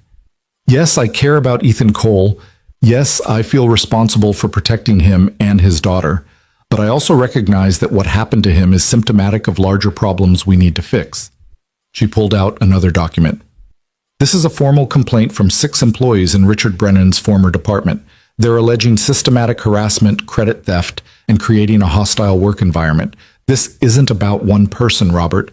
This is about a culture that's been broken for years, and I'm trying to fix it before we lose everyone worth keeping. The room fell silent. Patricia and several other board members were passing the complaint around, their expressions growing increasingly troubled. Why didn't these complaints come forward before? Patricia asked. Because people were afraid they'd be fired for speaking up, Victoria said bluntly. Brennan had a reputation for destroying anyone who challenged him. It took my very public reversal of Ethan's termination to make people believe they might actually be heard. Robert was beginning to look uncertain. Even if all of this is true, the media circus around Ethan Cole has been damaging.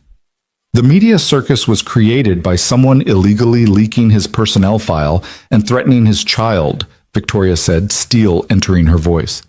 We're pursuing criminal charges against whoever did that. And when we catch them, I'm going to make sure everyone knows that this company doesn't tolerate people who weaponize private information or target children. She sat back down, meeting each board member's eyes in turn. I'm not asking you to agree with every decision I've made. I'm asking you to consider whether you want to be the board that fired a CEO for trying to make this company better. Whether you want to send a message that admitting mistakes is fatal. Whether you're willing to sacrifice real progress because it made you uncomfortable. The silence stretched. Finally, Patricia spoke. I'd like to propose we table the question of Victoria's leadership for 30 days. Use that time to monitor the results of these cultural changes, investigate the Brennan situation fully, and see if the positive trends continue. Can we agree on that? Slowly, reluctantly, hands went up around the table. Roberts was the last to rise. 30 days, he said coldly. But Victoria, if this experiment fails, you're done. And you'll take Ethan Cole down with you.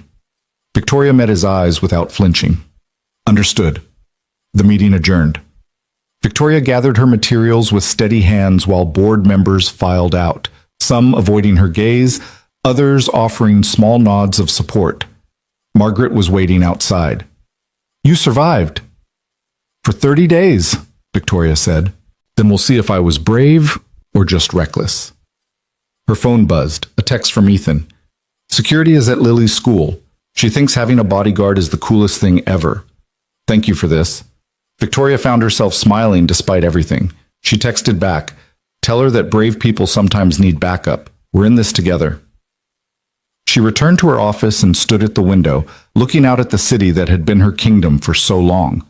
Somewhere down there, Ethan was probably walking Lily to school, surrounded by security guards he should never have needed.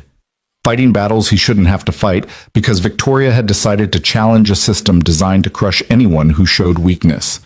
But she'd also given him a chance to thrive, to use his brilliant mind on projects that mattered, to be a father without apology, and maybe that was worth risking everything. Victoria's phone rang. Her private investigator's name appeared on screen. Tell me you found something, she said. Better. I found someone. The investigator's voice was grim. You're not going to like who it is. 20 minutes later, Victoria was in a secured conference room with her legal team, the head of security, and a laptop showing surveillance footage from 3 nights ago. The figure on screen moved through the darkened HR office with practiced ease, sitting at Richard Brennan's computer and accessing Ethan's personnel file. The camera angle wasn't perfect, but it was clear enough to identify the person. Victoria's stomach turned. Jennifer Marks, the security chief confirmed. Senior HR manager, 15 years with the company. She was one of Brennan's mentees early in her career. Do we know why? Victoria asked, though she could guess. The investigator pulled up email records. She sent Brennan several messages after his administrative leave started. The language suggests they had, or have, a personal relationship. She was angry about your decision to investigate him, felt you were being vindictive. Victoria read the emails with growing disgust.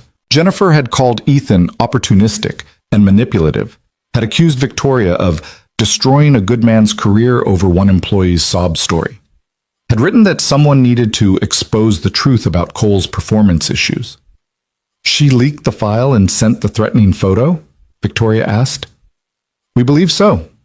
She has no alibi for the morning the photo was taken. And we found the same threatening message in her draft folder. She was careless enough not to delete it. She threatened a child to protect her lover's reputation, Victoria said flatly. Please tell me we can press charges. Already in motion, the legal team lead confirmed.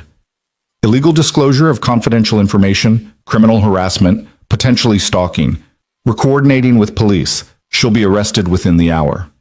Victoria felt sick. Jennifer Marks had been part of company culture for 15 years, had helped craft HR policies, had sat across from struggling employees and decided their fates. And she'd seen nothing wrong with threatening a 6-year-old to punish her father for accepting a second chance.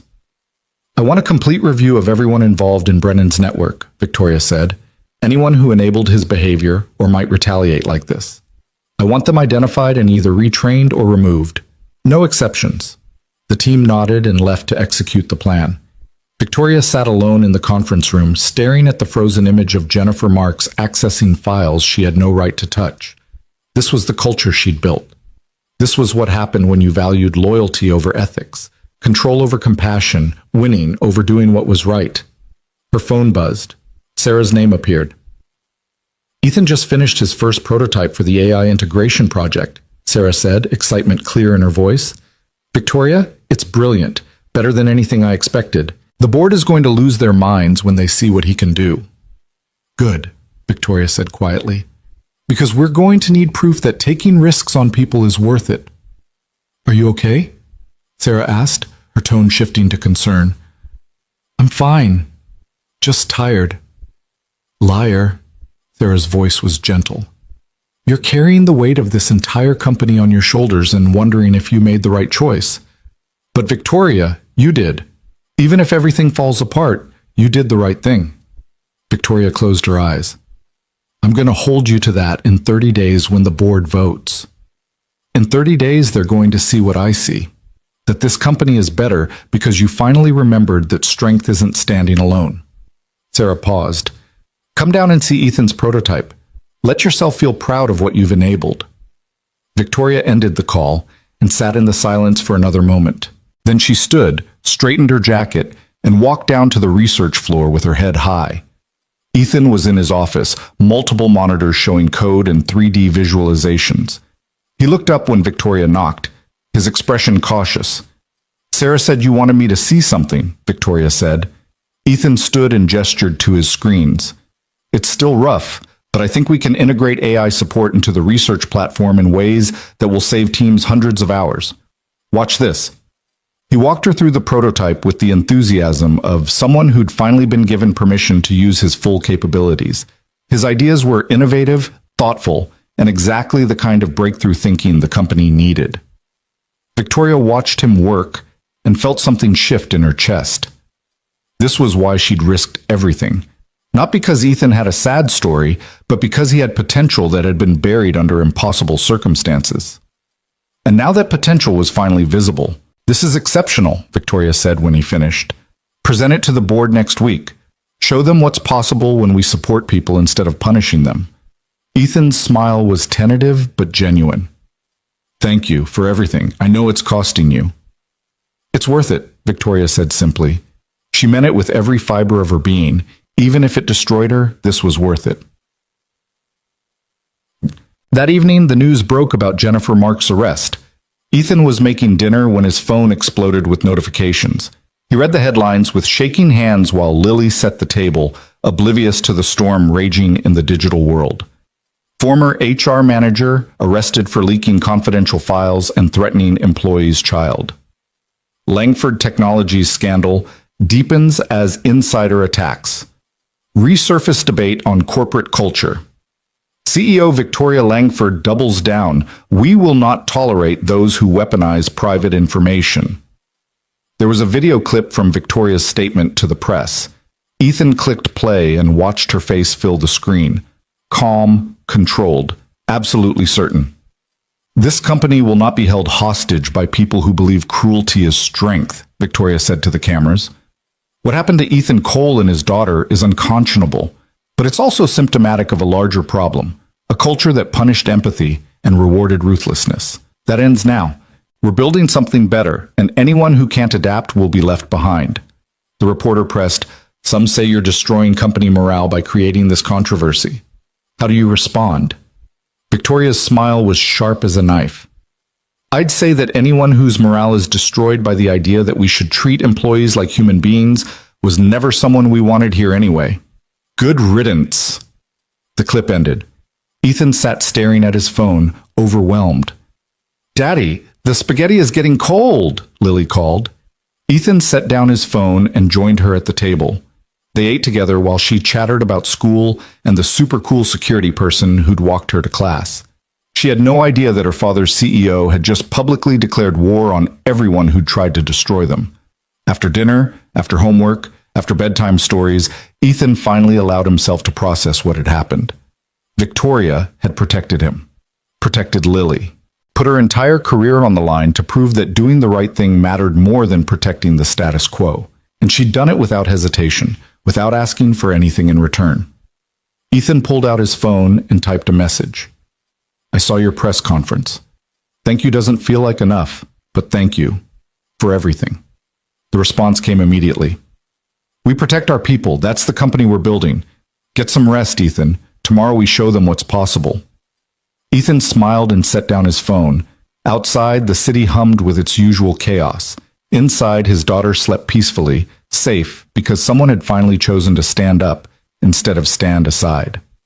For the first time since this whole ordeal began, Ethan let himself believe that maybe they really would be okay, that maybe second chances weren't just beautiful stories, they were real, hard-won, and absolutely worth fighting for. He just hoped Victoria's 30 days would be enough to prove it. The 30 days passed like a storm, fierce, transformative, and impossible to ignore. Ethan's AI integration prototype became the talk of the research division within the first week. By week 2, other departments were requesting demonstrations. By week 3, the board had moved up their timeline to see it because preliminary results were exceeding every projection. But the real transformation was happening in the spaces between the data points. It started small. A junior developer mentioned his mother's cancer treatment during a team meeting and wasn't met with awkward silence. Instead, his manager adjusted his deadlines and offered remote work flexibility.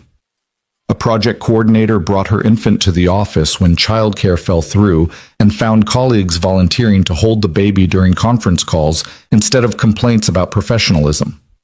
People stopped hiding their humanity and discovered that vulnerability didn't make them weak, it made them connected. Victoria watched it unfold from her office, seeing the company shift in ways she'd never imagined possible.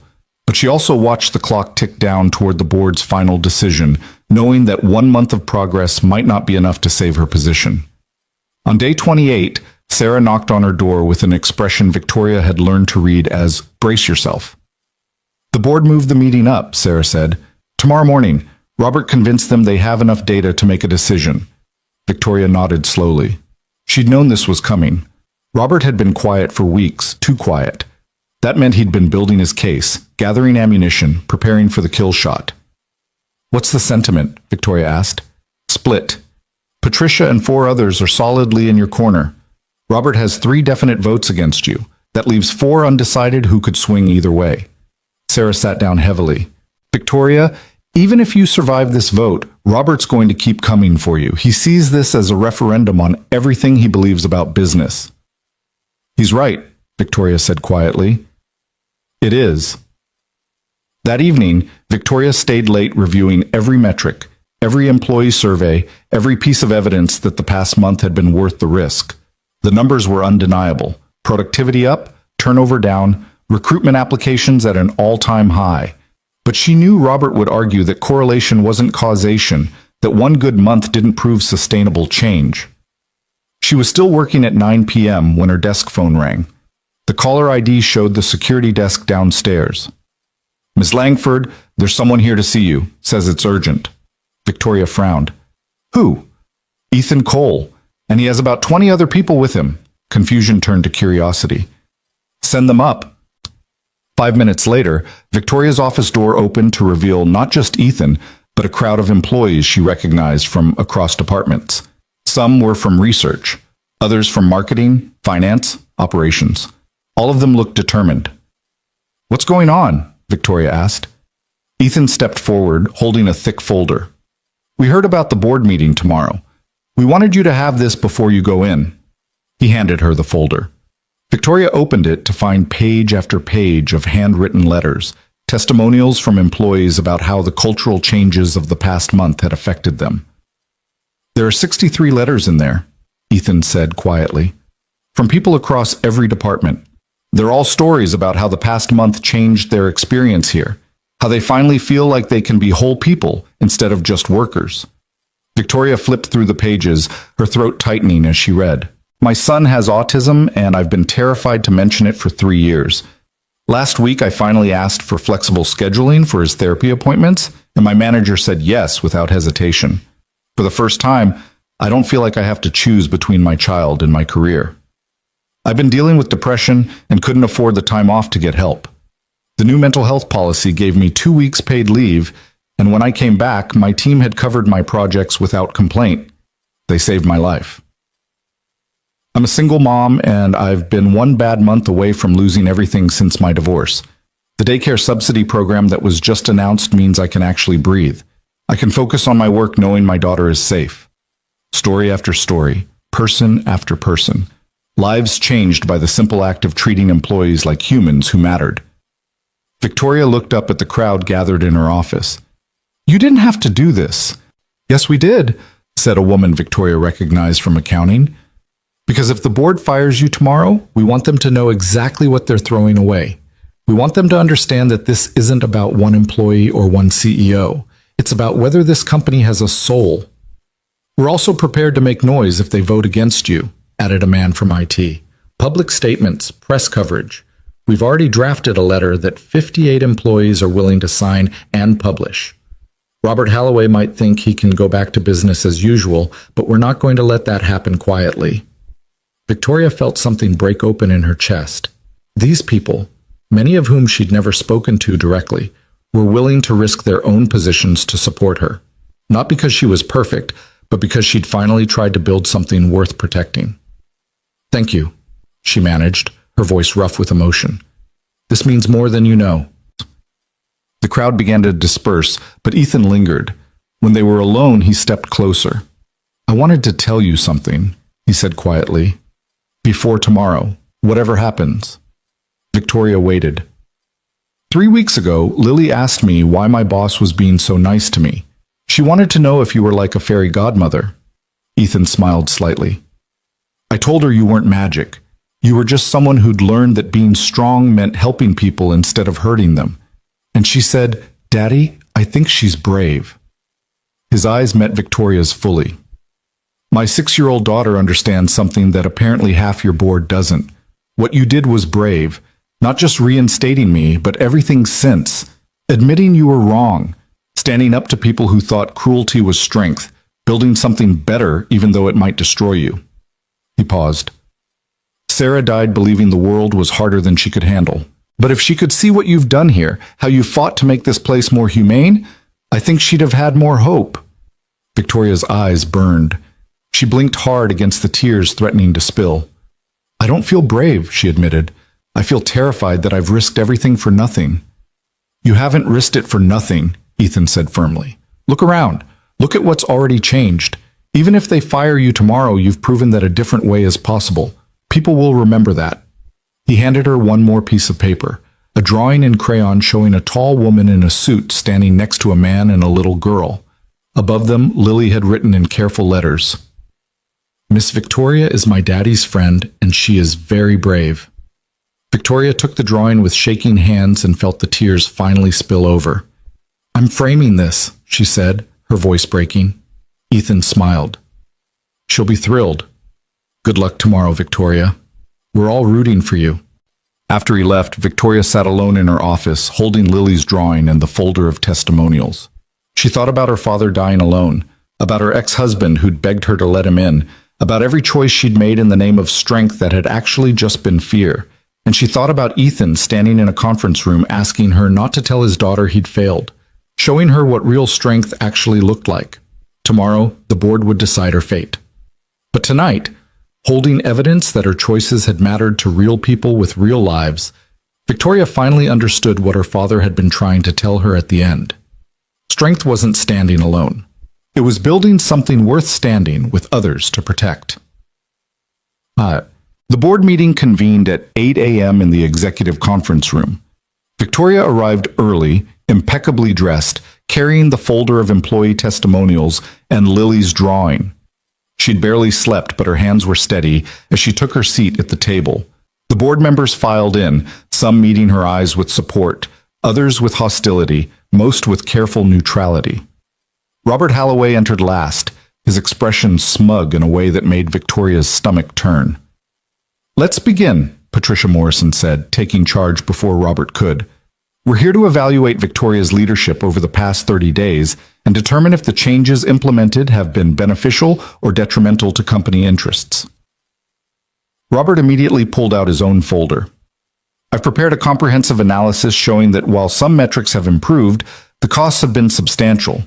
The media attention alone has damaged our reputation with conservative investors. The flexibility policies have increased operational complexity, and the cultural changes have created friction with our more traditional clients." He distributed his materials. Victoria skimmed them and saw exactly what she'd expected, cherry-picked data emphasizing problems while downplaying successes. "Additionally," Robert continued, "the situation with Ethan Cole has created a perception that we're soft on performance standards. I've received inquiries from competitors suggesting they see us as weakened and vulnerable to poaching our clients."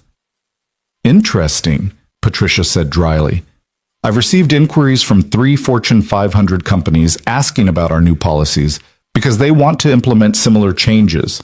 Apparently, treating employees well is becoming a competitive advantage." Robert's jaw tightened. "Short-term PR wins don't translate to sustainable business results." "Then let's look at sustainable results," Victoria said calmly. She pulled out her own presentation. "Employee retention is up 18%. Productivity per employee is up 12%. Our employee referral program has seen a 300% increase in quality candidates. And our top performers, the people we can't afford to lose, report significantly higher job satisfaction." She clicked to her next slide. "More importantly, innovation is up. Ethan Cole's AI integration project is projected to save the company over $3 million annually. Sarah Okonkwo's team has submitted twice as many patent applications this month as they did in the previous 6 months combined. When people aren't spending energy hiding their lives, they spend it creating value." "Creative accounting of metrics," Robert dismissed. "You're attributing causation where there's only correlation." "Then explain this." Victoria distributed the folder of employee testimonials. 63 employees across all departments, explaining in their own words how the cultural changes have affected their work and lives. "Read them, all of them. Then tell me this is just correlation." The board members began reading. Victoria watched their expressions shift as they absorbed story after story of lives improved, potential unlocked, humanity restored. One board member, James Chen, who'd been on the fence, looked up with wet eyes.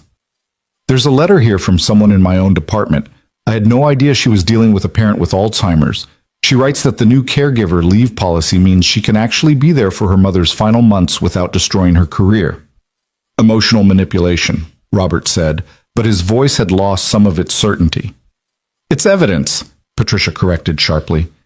"Evidence that Victoria's approach is working exactly as intended, creating a workplace where people can thrive instead of just survive." Another board member spoke up. "I've been skeptical of these changes, but I can't ignore the recruitment data. We're attracting talent we couldn't have gotten 6 months ago. People want to work here because of what Victoria's doing." "People want to work here because we're in the news," Robert countered. "When the publicity fades, so will the interest." "Or," Victoria said quietly, "when the publicity fades, we'll have built a culture strong enough to sustain itself. A company where people stay because they're valued, not just because the paycheck clears." She stood and placed Lily's drawing on the table. "A 6-year-old girl drew this. She thinks I'm brave because I helped her father. But the truth is, her father taught me what bravery actually means. It means admitting when you're wrong. It means standing up for people when it costs you everything. It means building something better, even when everyone tells you it's impossible." Victoria met each board member's eyes in turn. "My father built this company on discipline and ruthlessness.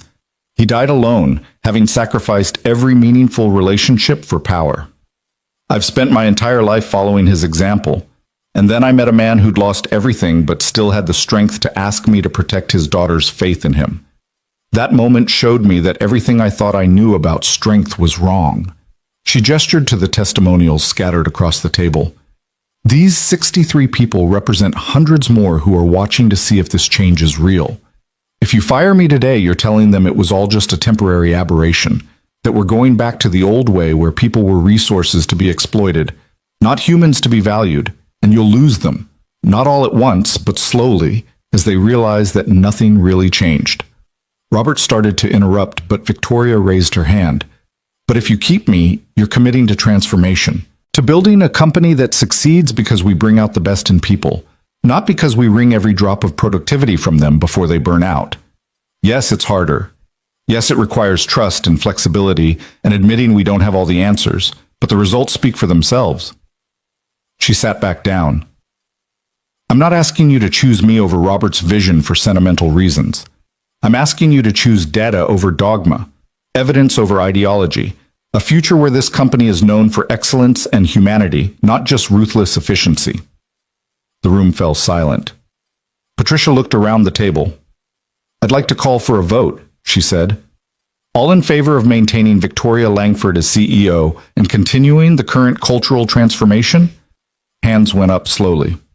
Patricia, James Chen, 3 others, 6 total. All opposed? Robert and 2 others. 3. 3 board members hadn't voted yet. The room held its breath. Finally, Margaret Winchester, a board member who'd been silent throughout the meeting, raised her hand. In favor, she said quietly. My daughter works here. She told me last week that for the first time in 3 years, she doesn't dread coming to work. That's worth more than any efficiency metric. 7-3. One more vote, and Victoria would have the majority. The final undecided board member was Thomas Rodriguez, the oldest member of the board and a close friend of Victoria's late father. He'd been staring at Lily's drawing throughout the entire discussion. He picked it up carefully. Your father and I built this company together, he said, his voice heavy with memory.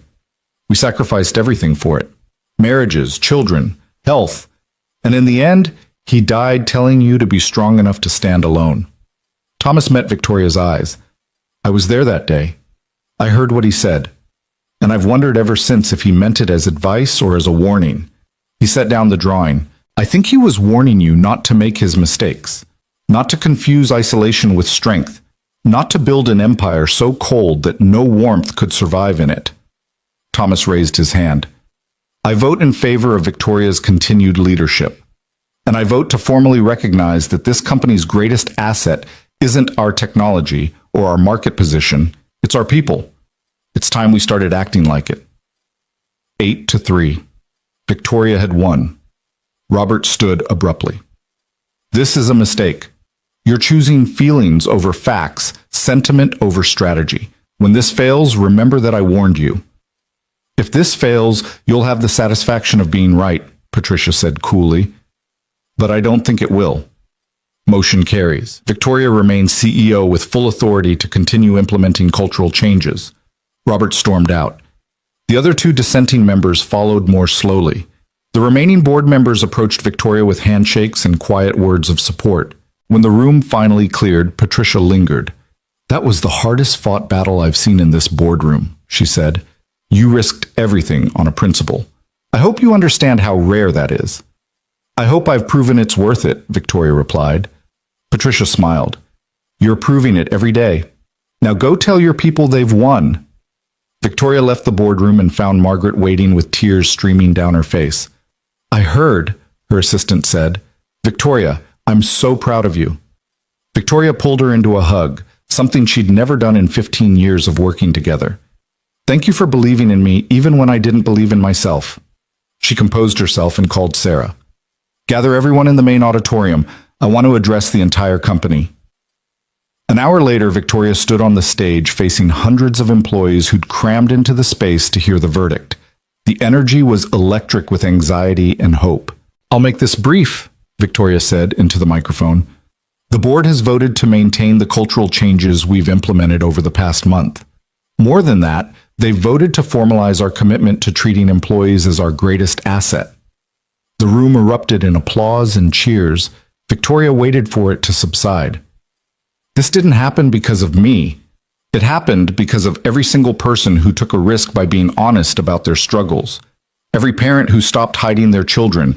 Every person dealing with health issues who asked for flexibility. Every employee who decided to trust that maybe, just maybe, work didn't have to be a place where you sacrificed your humanity. She found Ethan in the crowd. He was standing with Lily on his shoulders. She'd apparently been brought in for the occasion, wearing a dress covered in stars and grinning from ear to ear. 31 days ago, I fired a man who didn't deserve it. He taught me that real strength isn't standing alone, it's standing up for others when you have everything to lose. Today, all of you taught me that transformation isn't a top-down mandate. It's a collective choice to build something better together. Victoria smiled, and for the first time in years, it felt completely genuine. We're going to make mistakes. We're going to have hard days. But we're going to face them as a company that values people as much as profits, as a place where you can be whole humans, not just workers. And if that makes us different from every other corporation out there, then good. Different is exactly what we need to be. The applause was deafening. Victoria stepped down from the stage and was immediately surrounded by people thanking her, hugging her, sharing stories of how the past month had changed their lives. She made her way through the crowd to where Ethan stood with Lily. The little girl reached out immediately, and Victoria found herself holding a 6-year-old who looked at her with absolute trust. "You won," Lily announced. "Daddy said you were very brave and you won." "We all won," Victoria corrected gently, "because we decided to be brave together." Lily beamed and then whispered conspiratorially, "Daddy says you're not a fairy godmother, but I think maybe you are a little bit magic." Victoria laughed, a real full laugh that felt like breathing for the first time in decades. "I think maybe you are too, Lily." Ethan took his daughter back and met Victoria's eyes over her wild curls. No words were necessary. Everything they'd been through, everything they'd risked, everything they'd won, it was all there in that moment of shared understanding. "Thank you," Ethan said quietly. "Thank you," Victoria replied, "for showing me what actually matters." 6 months later, Victoria stood in a completely different space, the newly constructed rooftop garden that had been built specifically for employees' families. The space was gorgeous, full of plants and play structures and quiet corners for parents to work while their children played safely nearby. It had been Ethan's idea, refined by a committee of parent employees, and funded by reallocating the budget that used to go to team-building activities no one enjoyed. Now it was opening day, and the rooftop was full of children laughing and parents relaxing in a way that would have been unthinkable a year ago. Victoria watched Lily race through the garden with a pack of other kids, shrieking with joy as they played some elaborate game involving dragons and treasure. Ethan stood nearby talking with Sarah, both of them animated about the latest research project that was already generating industry buzz. The past 6 months had been hard. Some employees had left, unable to adapt to a culture that valued collaboration over competition. Some clients had moved to competitors who promised more traditional approaches. Robert Halloway had resigned from the board and taken 2 of his allies with him, but the company had grown stronger. Recruitment was at an all-time high. Innovation was flourishing. Employee satisfaction scores were the highest in company history, and the stock price had actually increased as investors recognized that happy employees meant better products and more sustainable growth. Victoria had been profiled in 3 major business magazines as a CEO who'd revolutionized corporate culture by choosing humanity over ruthlessness. She'd given speeches about the transformation, written op-eds about leadership, and become an unlikely champion for workplace reform. But the real proof was here, in this garden, watching employees bring their whole selves to work without fear. "Victoria!" She turned to find Lily running toward her, clutching something in her fist. The little girl crashed into her legs with the full-body enthusiasm of a 6-year-old who decided someone was worth loving. "Look what I found!" Lily opened her hand to reveal a ladybug. "Isn't she beautiful? I'm going to name her Victoria." "I'm honored," Victoria said solemnly. "That's a very important name for a very special ladybug." Lily carefully transferred the insect to a leaf and then looked up at Victoria with those serious eyes that saw too much. Are you happy now? The little girl asked. The question caught Victoria off guard. What makes you ask that? Daddy says you used to be sad even though you had lots of money and power, but now you smile more. Lily tilted her head. So, are you happy? Victoria thought about her apartment, still beautiful but no longer sterile, now decorated with photos of company events and employee families. She thought about the friends she'd made, the relationship she'd rebuilt, the ex-husband who'd reached out after seeing her transformation and asked if maybe they could try coffee sometime. She thought about the board meetings that were now collaborations instead of battles, about walking through the building and knowing people's names, their stories, their struggles and triumphs. She thought about standing in this garden surrounded by children and families, building something that actually mattered. Yes, Victoria said honestly, I'm happy now. Lily threw her arms around Victoria's waist. Good. You deserve to be happy. You're my favorite boss even though I don't work here. Victoria hugged her back. This child who'd changed everything without even knowing it. Over Lily's head, she met Ethan's eyes across the garden. He smiled and raised his coffee cup in a small salute. The sun was setting, painting the Manhattan skyline in shades of gold and amber. From up here, the city looked different than it had from her old office window. Less like a conquered territory, and more like a community full of people trying to build good lives. Victoria had spent 42 years learning the wrong lessons about strength and power. It had taken a single father and his 6-year-old daughter to teach her what actually mattered. Not standing alone at the top, but standing together with people worth fighting for. Sarah appeared at her elbow. The caterers are asking if we're ready for the formal dedication ceremony. Give me 5 more minutes, Victoria said. I want to just watch for a bit. Sarah squeezed her shoulder and left. Victoria stood at the edge of the garden, taking in the scene. Parents helping children navigate the playground, colleagues sharing stories about their families, people laughing and relaxing in ways that would have scandalized the old guard. This was what she'd risked everything to build. Not a perfect company, but a human one. Not an empire of steel and glass, but a community of people who supported each other through struggles and celebrated each other's triumphs. Ethan approached with 2 glasses of champagne. Sarah told me to bring you this. She said you've earned it. Victoria accepted the glass. We've all earned it. They stood together in comfortable silence, watching the garden come alive with laughter and connection. Finally, Ethan spoke. Lily asked me yesterday what happened to make you change your mind about firing me. I didn't know how to explain it. What did you tell her? I told her that sometimes people forget what's important because they're scared. But when they remember, they get brave enough to fix their mistakes. Ethan smiled slightly. She asked if that meant grown-ups were allowed to make mistakes and change their minds. What did you say? I said that's exactly what it means. That being grown up isn't about being perfect. It's about being brave enough to admit when you're wrong and strong enough to make it right. He met Victoria's eyes. She liked that answer. Victoria felt her throat tighten. She's lucky to have you as a father. She's lucky to have you in her life too, Ethan said quietly. We both are.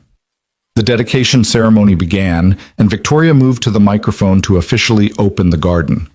She spoke about the importance of family, about building workplaces that recognize people as whole humans, about the courage it took to choose a different path. But mostly, she looked out at the faces in the crowd, people who'd trusted her to lead them somewhere better, who'd risked their own comfort to build something more humane, and felt a pride that had nothing to do with quarterly earnings or market dominance. This was legacy. This was what actually lasted. Not buildings or bank accounts, but lives changed and community built, and the knowledge that you'd used your power to make things better instead of just bigger. As the sun set fully and lights twinkled on across the garden, Lily found Victoria again and grabbed her hand. Can I tell you a secret? The little girl whispered. Of course. Lily leaned in close. Daddy told me that you saved us, but I think maybe we saved you too. Victoria's eyes burned with tears she didn't try to hide. I think you might be right about that. Lily smiled, the pure, radiant smile of a child who'd been given the greatest gift any kid could receive. A father who was present and happy, working at a place that valued him as a person instead of just a resource. And beside her, Ethan stood talking with colleagues who'd become friends, working on projects that challenged him, building a life that had room for both ambition and love. Victoria had started this journey thinking she was giving one man a second chance. She'd ended it discovering that she'd given herself one too.